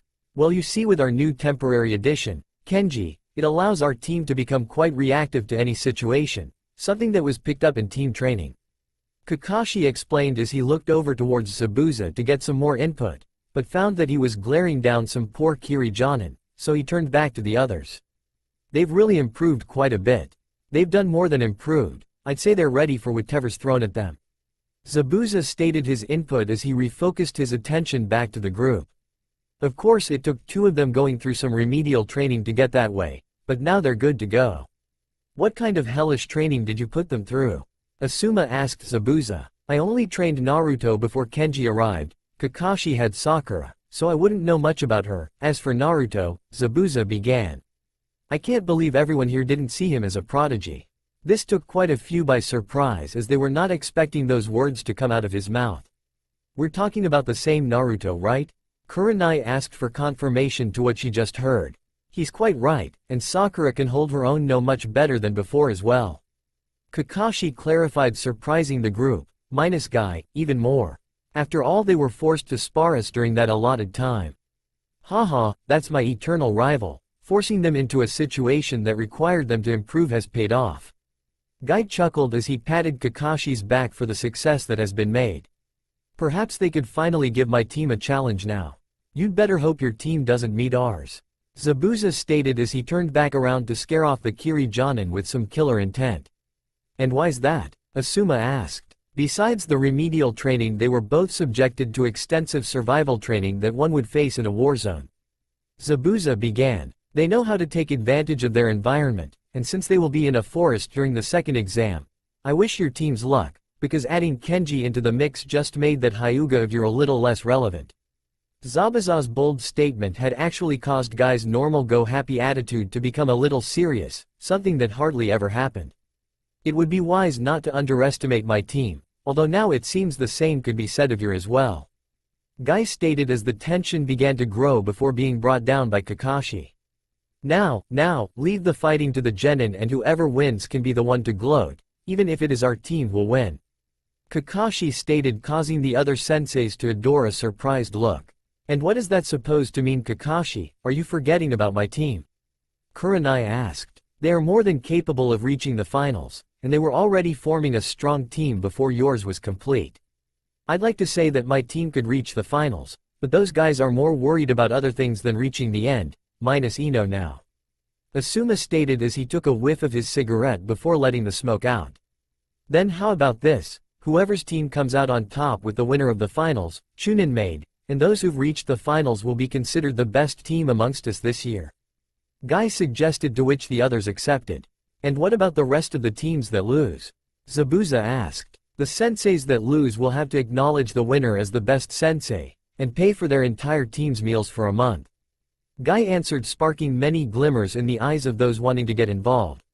Many thought about the benefits of this and thought of how helpful it would be to their wallets, and this sparked all of the main senseis into agreeing, while the side senseis merely watched, not wanting to participate. If you excuse me, I have to give my team a pep talk before they start the exam. Asuma mentioned before heading over to meet his team. Yeah, I need to do that too, excuse me. Kurenai stated before following up what Asuma was going to do, but instead with her own team. It seems as though that everyone is going to give their team a good old pep talk before the exams.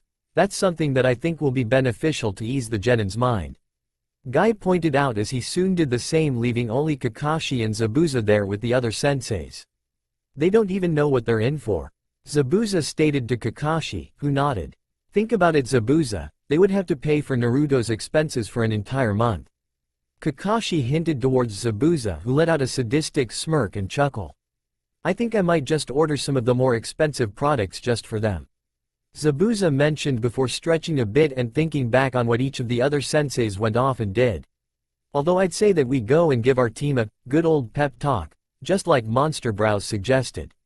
It wouldn't hurt at all. Kakashi agreed as they shined away to meet up with their team, whom they guessed were already at the academy by now. Upon arriving at the academy, the team thought that they wouldn't have much of a problem locating the room. However, they noticed a crowd in front of the door with the designated sign. Sakura quickly dragged her teammates to the side and explained to them that it must be a trick that was being used to fan out the crowd.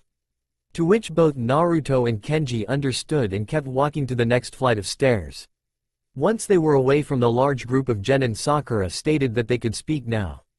That's a relief. Now that we've passed that, we can make it up to the next floor and reach the room where the exam is taking place. Sakura expressed her relief. Good job, Sakura. All of that training with Kakashi-sensei sure is paying off. Naruto complimented as he was glad they weren't going to miss the exam because of a genjutsu. Yeah, if it wasn't for you picking up on it would have been just as Naruto stated. Kenji stated, thanks guys, it was really nothing though. Sakura thanked her teammates while scratching her head sheepishly, which was something that all of them seemed to have been doing as of late. Suddenly, without warning, a green streak flew past Kenji and Naruto, surprising them, before landing in front of Sakura. It was a genin in a hideous green jumpsuit with bowl-cut hair and large eyebrows. "What is your name, oh beautiful flower?" the green-cladded boy asked Sakura, who was now terrified as she swore she saw hearts in his eyes. "And will you go out with me?" Sakura was taken back by his questions, and didn't know what to do and looked over at her teammates for help. Naruto and Kenji saw the desperation in her eyes and so they acted. "Alright buddy, listen up, that's our teammate," and, before Naruto could finish his statement, the green-cladded boy sprung to life and was now facing both Naruto and Kenji. "I am Rock Lee, and if you think that you will force this beautiful maiden into doing something she does not, then you have another thing coming," Lee exclaimed at both of them, who were confused at what he was saying. "Actually, you don't understand, we're her teammates," and Kenji tried this time before being interrupted by Lee just as Naruto was. "Then what you are doing is even more unforgivable," Lee exclaimed as he took a fighting stance and was preparing to fight. Naruto and Kenji were completely confused as to what was going on and couldn't make heads or tails about what was going on. "Hey, I think there's been a misunderstanding," Naruto stated. "Indeed there is, for forcing your teammate as beautiful as this one into doing something she didn't want to and making her nervous is unforgivable." Lee then charged forth and struck out towards Naruto and Kenji, who both dodged his attacks, surprising Lee. Interesting, only very few people have the reflexes to dodge such a short distance attack. "What the hell is your problem?" Naruto yelled out towards Lee, who turned and rushed at him, forcing him to block with his arms as he was unable to dodge at this point. The force the blow was surprisingly strong as Naruto was sent flying into the wall near the stairs. Kenji had to react and took that time while Lee was still reeling back from punching Naruto to try and strike him. Lee was quick though and dodged Kenji's attack and swung with his right arm towards Kenji's gut. To his surprise, Kenji caught his punch with his spare hand and used the one that was intended to use to land a blow on Lee to grab hold of Lee's upper arm. Using the momentum of his own attack and Lee's punch, Kenji lifted himself up and swung a kick into Lee's face. Lee was taken back by the sudden kick but was quick to block it with his left hand. The two then separated as they stared each other down, although at the same time Kenji was wondering if Naruto was alright. "Sakura, go and see if Naruto is alright," Kenji suggested her, only for Lee to snap in response. "Don't tell her what to do," Lee blurted out as he charged forward and into Kenji, attempting to break through his defenses. Kenji quickly attempted a defensive stance that would give him enough leverage to stand up to Lee's assault, but his defense was quickly broken and in an instant Kenji was vulnerable to Lee's attack.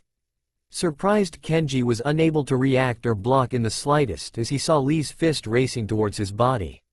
It was quick and powerful as Lee's face was the receiving end of a strong jab delivered by Naruto, who beyond pleased. Using his new brute strength from his training, Naruto sent Lee right into the adjacent wall, surprising the other two when they saw cracks form on impact. Lee was the most surprised as he was never on the receiving end of something this strong unless he was training with Neji or Guy. "Naruto, are you alright?" Sakura asked him. "Yeah, that guy sure can pack a punch though, but so can I," Naruto informed her as he continued to watch Lee, who was busy getting up on his feet. "If you keep this up, then there will be plenty more of those that you'll get. I'm not afraid of such strength, not when a damsel is in distress," Lee countered. "First of all, I'm not some damsel. Secondly, quit attacking my teammates before I hurt you," Sakura yelled at Lee, who was very surprised at hearing this. "Come again?" Lee asked. Typical Lee, always causing trouble, honestly. A new voice made itself known as the group looked over to see a girl with her hair in two buns along with a young teen boy with long black hair and white eyes. Of course he would be causing such a scene, although to find him in such a position is rather surprising. The white-eyed boy stated. "Tenten, Neji, what are you two doing here?" Lee asked his teammates. "We just finished getting a talk from Guy-sensei, and he's wondering where you are," the girl now known as Tenten stated. "He is? Where is he now?" Lee asked as he was demanding where his sensei was. "Follow me." Tenten sighed as she directed him to their sensei, leaving Neji there to face Team 7. "Honestly, suffering a blow from the likes of this is dishonorable," Neji stated, causing a couple tick marks to appear on Team 7's heads. "What did you just say?" Sakura demanded. "None of you are promising at all," Just a bunch of waste these exams spit out and nothing more. Neji bluntly stated. The blow you landed was lucky and that was that. In a real fight, none of you could stand up to any of us. Team 7 wasn't taking too kindly to these words as a little Zabuza in all of them was screaming to wail on the kid. However, they knew that any more conflict could risk their chance to take the exam by making them late. Deciding to let this go, they turned to make their way towards the stairs. Come on, let's go. I wouldn't want us to waste our time on the likes of him. Sakura stated. By all means, I would just break all of you, after all you're nothing but trash. Neji retorted. This had caused Naruto to stop where he was and Sakura and Kenji both knew that this was going to end badly. Naruto turned and faced Neji with one of the darkest and ferocious glares that he had ever seen. What was that you just called my team? Naruto asked as the sudden appearance of killer intent surprised both parties. For a second there I thought you just called my team trash? Neji, for once in a long time, a sense of fear trickling down his back as he stared into Naruto's eyes. He decided not to push any further as he wasn't willing to try and push them any further. However, he was still able to hear what Naruto said next. I hope I get to face you in the exams, buddy. I'll enjoy making you eat those words. Kenji and Sakura were a bit surprised at what had just happened. Although she had seen this happen before, Sakura was still surprised at the amount of killer intent Naruto is able to produce. Kenji, on the other hand, was trying to get his head around what had just happened. Ongiris had just mentioned something, but what he couldn't hear. The team soon made their way up the stairs to the next floor, and were surprised to see Zabuza and Kakashi standing in front of the designated exam room 301. Kakashi-sensei, Zabuza-sensei, what are you two doing here? Sakura asked their senseis. We came by to wish you guys luck since we won't see you for the next few days.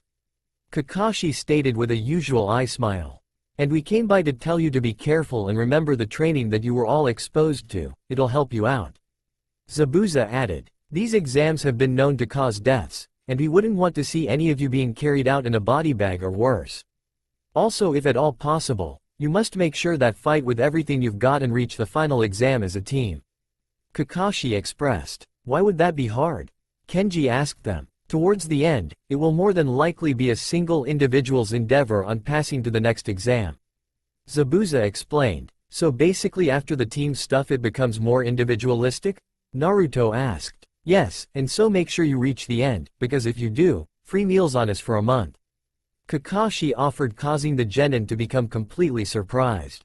That goes for all of you, although Kenji, since you're staying with us temporarily, we'll make sure to send to some of the best food that find. Of course you got to go all the way and win. The team quickly huddled up to discuss what they had just heard. After a couple minutes of deliberating they broke away and it was Sakura who delivered how they felt. All of us here on Team 7 have decided to go all the way, and don't worry about us because we'll fight hard. Sakura announced. The two senseis grinned before using Shunshin to disappear and leave the genin alone. With that done and said, the team expected their senseis to not stay long and looked at each other before walking over to the door. Alright guys, are you ready? Naruto asked his teammates, who nodded to him. Naruto opened the door and him and his team entered the room. When they entered the room they were met with dozens of eyes staring at them trying to gauge their strength. They didn't pay them no mind because to them they were just eyes, and nothing like what they've experienced for the past few weeks in Naruto and Sakura's case, one for Kenji's. There were a couple of people smirking at them, although once they met Naruto's eyes they backed off quickly. Naruto wasn't liking all of the attention being on him, and many of the looks these people had on their faces along with this building just kept bringing back old memories to resurface. This had led him to emit some killer intent subconsciously around him and his team, which drove off many of the onlookers, leaving only a few still staring. Making their way around the room, Sakura was then met by the sudden bombardment by one Ino. Sakura! Ino exclaimed, causing both Naruto and Kenji to go on edge before noticing who it was. For Kenji it was noticing Naruto relax. I didn't know that you were participating in the exams, you should have told me, and where were you for the last couple of weeks? Sorry about that Ino, I was receiving training from Kakashi-sensei and Zabuza-sensei along with Naruto, and eventually Kenji, who joined us last week. Sakura explained. Ever since Team 7 returned from the mission to Wave, Ino and Sakura had been repairing their old friendship to the point that they were practically friends again. Ino then noticed Kenji and decided to introduce herself to him as a part of courtesy. Hi, my name is Ino. I don't believe that we've met. Ino introduced herself while getting rather close to Kenji, who was becoming a little nervous and shy. Ino, leave the guy alone, can't you see that you're in his personal space, so troublesome. Shikamaru stated from his seat a couple feet from them with Choji sitting right next to him munching on some chips. So you guys are taking the exams too, great, more competition.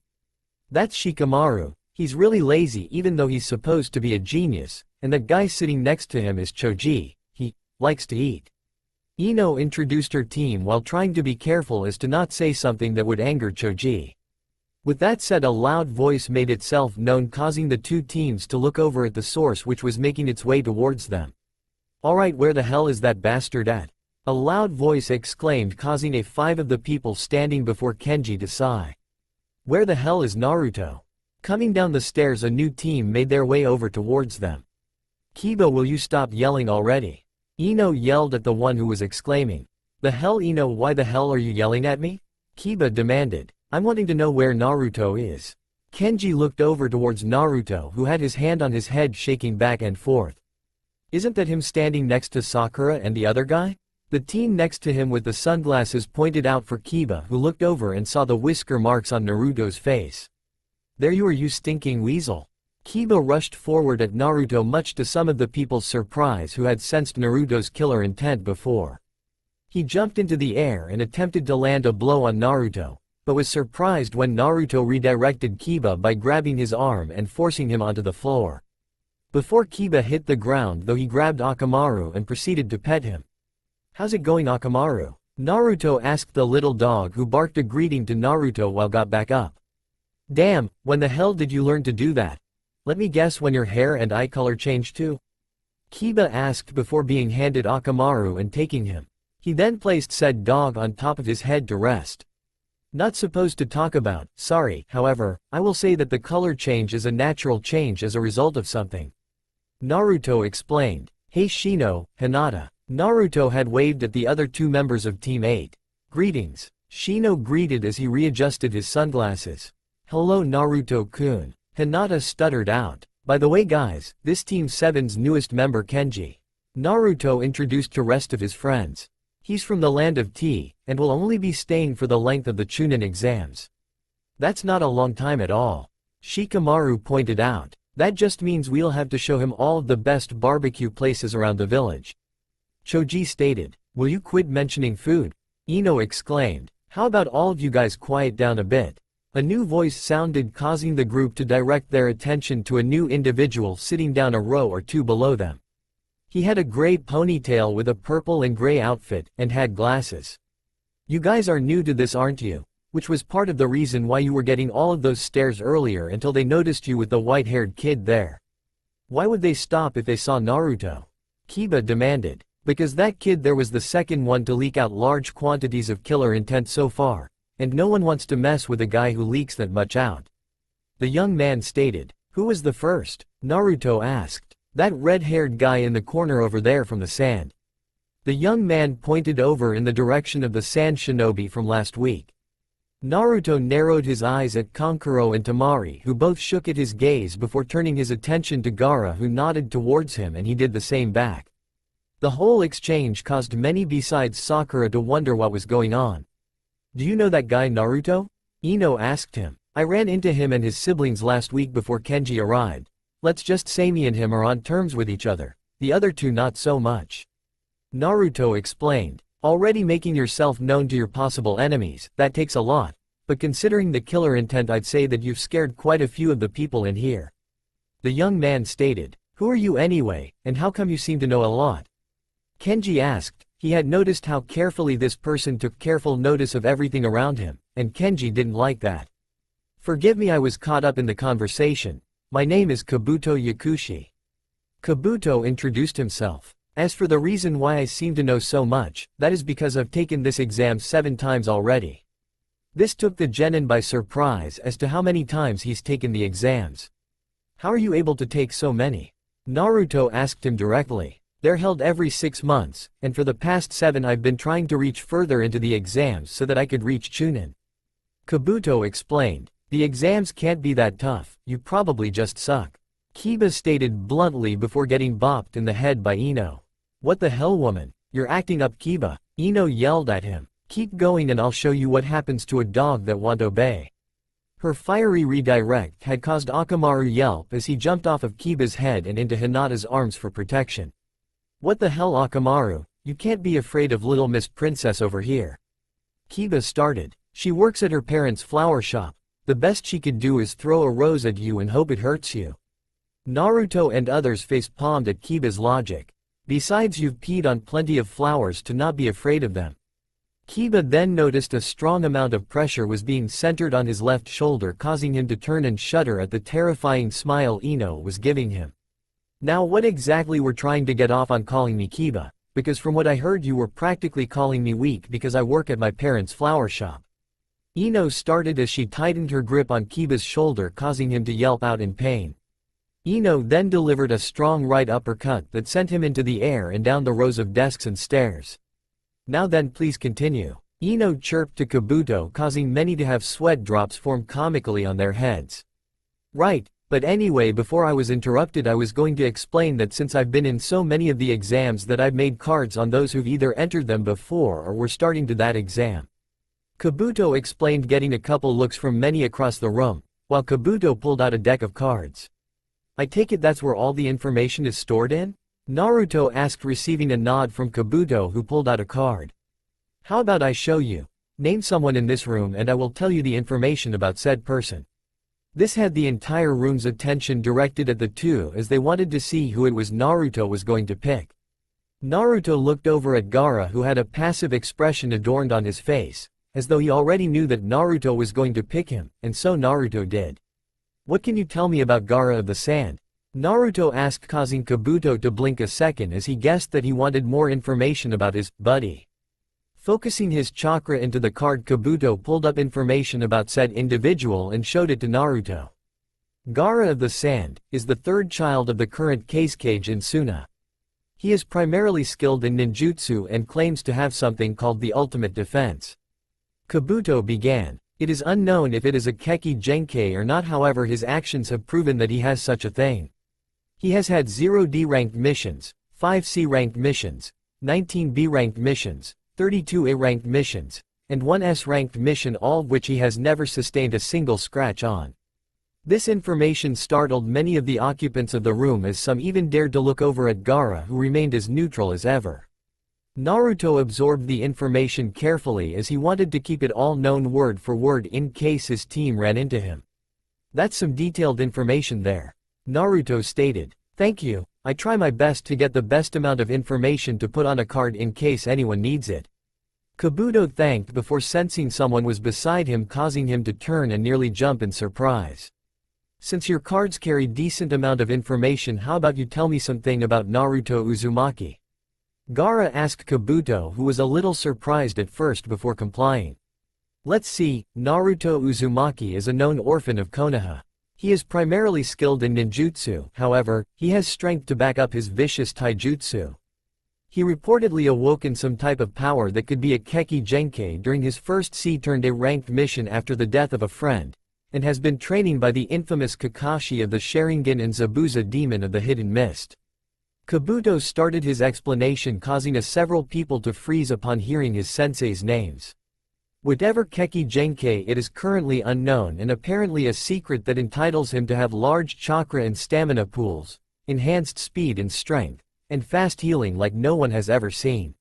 He has had 12 D-ranked missions, 1 C-ranked missions, 0 B-ranked missions, 1 A-ranked mission, 0 S-ranked missions. However, there is a blank period of time in which he hasn't been seen in over a month since his last mission, as currently knowledge is unknown. Once Kabuto finished, he felt a slight tingle climbing up his back as he faced the very person he had just talked about. Now how would know that it's a Keki Genkei I have if I've only told a select few people, whom I know for a fact wouldn't tell a single soul? Naruto asked him as his words were lined with killer intent. Actually, how do you know so much about people in general? Hey man, I'm from Konoha, so I hear things on the streets about the shinobi here. Kabuto began trying to defend himself while pointing at his headband, which had Konoha's symbol on it. As for the other villages, I met a lot of people through the exams that have either given up or moved on that send me info around the time of exams about those from their home villages. Naruto was going to keep pressing Kabuto for answers but was instead interrupted by a puff of smoke appearing in the front of the class, revealing a man with scars and bandana. "Quiet down, maggots," the man hollered at the class, to which everyone did. "My name is Ibiki Morino and I am your proctor for the first exam.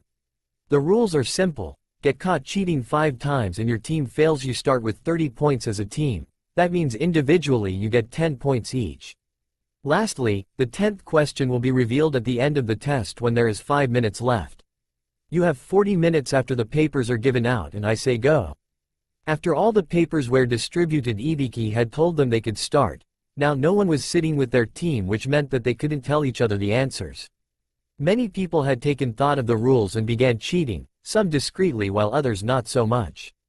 This had led to many getting caught more than the maximum limit, forcing their teams to exit along with them. Over the course of the next 35 minutes, many had come up with ways to cheat. Naruto, though, didn't feel like cheating at all. Instead, he just looked at his paper, wrote his name and flipped it over. Hinata, who was sitting right next to him, had tried to urge him to cheat off her, although Naruto politely declined and instead decided to follow up on what Shikamaru was doing and take a nice little nap. Ibiki had noticed that Naruto and Shikamaru were sleeping and could tell some people were trying to look at Shikamaru's paper, but no one dared to try Naruto's. He found it odd, and was surprised when he noticed each time Naruto had shifted in his nap, people that weren't from Konoha that sat around him became edgy and easily flinched. The same could be said about the Gaara kid that Saw was on the other side of the room. He had already finished, yet he refused to flip his paper over, and yet no one dared to look. "It seems that something occurred before I showed up here," Ibiki deduced. Naruto's been different ever since he came back from Wave. However, he is mentally stable. Yet it seems that people outside of the village are afraid of him for some reason. Ibiki then noticed how Hinata, who was sitting next to him, was finishing up her paper when someone had caused it to fly up into the air for many to see. Hinata of course panicked as she tried to grab it, but it flew back behind her. Ibiki could tell that it was someone using a jutsu, who it was came down to 3 individuals behind her. They were looking over her answers, erasing theirs, and one decided to mark out Hinata's name. Before Ibiki could mention something to them, the room lit up in killer intent, the such that greatly surprised him. The room became still and no one moved as Ibiki looked at the source. Naruto, who had been taking a nap the entire time, had woken up and proceeded to turn around and stare directly at the individuals behind him and Hinata. They of course were shaking like leaves as Naruto extended his hand without uttering a word. They then proceeded to hand back Hinata's paper, to which Naruto returned to Hinata before resuming his nap and cutting off his killer intent. Ibiki didn't know what to think about the whole exchange other than that Naruto was certainly the same, although that killer intent that he produced shouldn't be possible for his age. Thinking back on it though, Ibiki remembered that when he was reading information about each contestant that Naruto had quite a few bad memories, some of which were in this building. Add that with whatever power he awoke in Wave that the Hokage refused to release, and Ibiki became uncomfortable. It wasn't just about the killer intent or the fact that the 3rd Hokage refused to reveal anything, but rather it was a sulfur monosulfide ranked secret that only a select few know about in full. Secrets like that usually mean that if they're revealed, then it could jeopardize more than just Konoha, but also the Land of Fire in general. Ibiki reflected, whatever that kid has, I'd rather not mess with, considering the fact that Lord Third specifically ordered all shinobi to ensure no one questions him about. If they continue, they are eligible for imprisonment or worse depending on the individuals and situation. Once there was only 5 minutes left in the exam, Ibiki decided to make it known to whoever was left. It's now time for the 10th and final question, Ibiki announced to the remaining teams. Everyone immediately directed their attention towards the center of the classroom, while others were starting to wake up. Those who feel that they aren't ready for the question are allowed to leave. If you answer the question wrong, then your team is kicked out and will be forced to wait until the next exams. With that said, there were many concerned expressions being adorned across the classroom, and Ibiki wanted nothing more than to smirk. Soon enough though, teams starting leaving one by one, but there were still a considerable amount of teams still in the room that were willing to stay. Naruto had to convince Hinata though that she was ready for the next part and don't worry about it. Just follow Kiba and Shino's lead and you'll be fine. Naruto mentioned to ease her nervousness. Not long after the last team exited the room and Ibiki made a clean sweep to make sure that everyone was ready for what he was about to say. He delivered the next part he planned to say. For all of those who have decided to stay, Ibiki paused as he let a grin adorn his face. You all pass. This had surprised many of the genin because they were expecting something else along the lines of a high-level question. Wait, what about the final question? Temari asked Ibiki. And what do you mean we passed? The final question was just something to thin out the crowd a little, that way the next exam won't have as many teams participating. Ibiki explained. So wait, this whole thing was nothing more than a waste of time? Naruto asked the proctor. On the contrary, the other questions were to see if you could cheat and not get caught, something similar to gathering information on a mission that a chunin might have to go on. Ibiki explained. As a chunin you may be required to do things in the name of your respected village and be entrusted with its secrets. Ibiki then began undoing his bandana that also had his headband on it, revealing even more scaring on his bald head. This is the result of not giving up any information, so by taking this final question you have essentially taken a mission that could get as bad as this, while those who left or got caught are now considered unfit to become chunin. Okay, then one more question. How? Before Naruto could finish his question, another puff of smoke along with confetti busted into existence in front of the classroom. Emerging from the smoke was a woman in a tan trench coat and dark purple hair. She was preparing to say something but was quickly interrupted by Ibiki. You're early, Anko, Ibiki stated, surprising her as she turned to look at the clock. Huh, so I am, oh well. Anko shrugged off as she looked at the room and noticed that there were quite a few empty seats. Nice to see that you haven't lost your edge, Ibiki, even though I plan on cutting them down even more. This had caused some of the genin to question what exactly this woman had in store for them. Alright, listen up kiddies, meet me at training ground 44 in 1 hour, and if you're late then you're kicked out of the exams. Any questions? Good. With that she disappeared in a puff of smoke, leaving those left behind with many thoughts that were racing through their minds. Quickly everyone began making their way outside of the academy in order to gather supplies or head on over to the training grounds where the next exam would be held. Meeting outside, Naruto, Sakura, and Kenji were finally able to talk to each other. Geez Naruto, what was with you in there?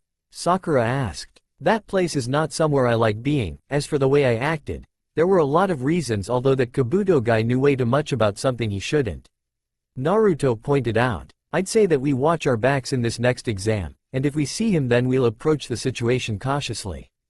Kenji stated. First off, we're going to need supplies, so you guys go and gather whatever you need and I'll go back to my house to get supplies. Sakura suggested, to which the other two nodded.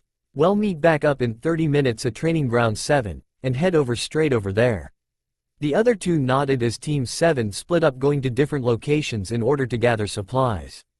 They would then meet back up around 30 minutes later as planned at training ground 7, before making their way towards training ground 44. After arriving at their destination they only had to wait 10 minutes before Anko showed up with 15 minutes to spare. Now then, welcome to training ground 44, otherwise known as the Forest of Death, or as I like to call it, Sweet Sweet Home. Anko announced to the growing crowd. There is a tower at the center of this forest that you have 3 days to reach. There is a catch though, you must have 2 specific scrolls in order to enter the tower. Raising her hand so that all may be able to see, Anko held up 2 different scrolls, one with the symbol for Earth on it, while the other had Heaven on it. Each team will get their own scroll, which means that each team will have a different scroll, and the only way of obtaining the other scroll is by taking it from another team. Anko stated loudly and clearly. That means that there will be fights that will break out, and sometimes people die in this forest because of that reason. Each team will wait at an entrance and enter it upon command. Also, the tower is 18 miles from each entrance, so keep that in mind. What about food and supplies once we're inside? A random genin asked aloud. Oh, there is plenty of food in there, trust me. Now for supplies, you should have gathered all that you needed before coming here. Anko answered before resuming her speech. Beware of the animals and some plants, they are poisonous, but always remember that the most dangerous enemy you'll face, and there will be other competitors.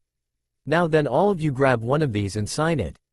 Anko then grabbed a large stack of papers from where she was standing and proceeded to throw it at the crowd, which was a little slow to respond but nonetheless grabbed a sheet of paper.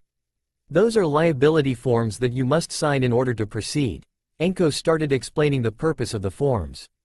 They make sure that neither I nor Konoha are held responsible for any possible deaths that may occur in the forest, and trust me, there will be deaths. Slowly those willing to continue signed their liability forms and began turning them in. Once the forms were turned in, the team was directed to their designated gate where the staff there would give them their designated scroll. Afterwards they would wait as each team enters the forest in intervals of 15 minutes after Anko declares the start of the exam. After seeing that everything was in order and getting confirmation that each of the competing teams were at their designated gate, Anko initiated the exam and opened the gates to the Forest of Death. I hereby announce the beginning of the second exam of the Chunin exams. Good luck and don't die. Anko exclaimed through the microphone that was used to portray her voice at each gate. The next part of the exams had begun as Team 7 makes their way into the forest unaware of the spar eyes that are so carefully watching them. That's all for now. If you want to see next part, then please like this video and subscribe my channel. Thank you.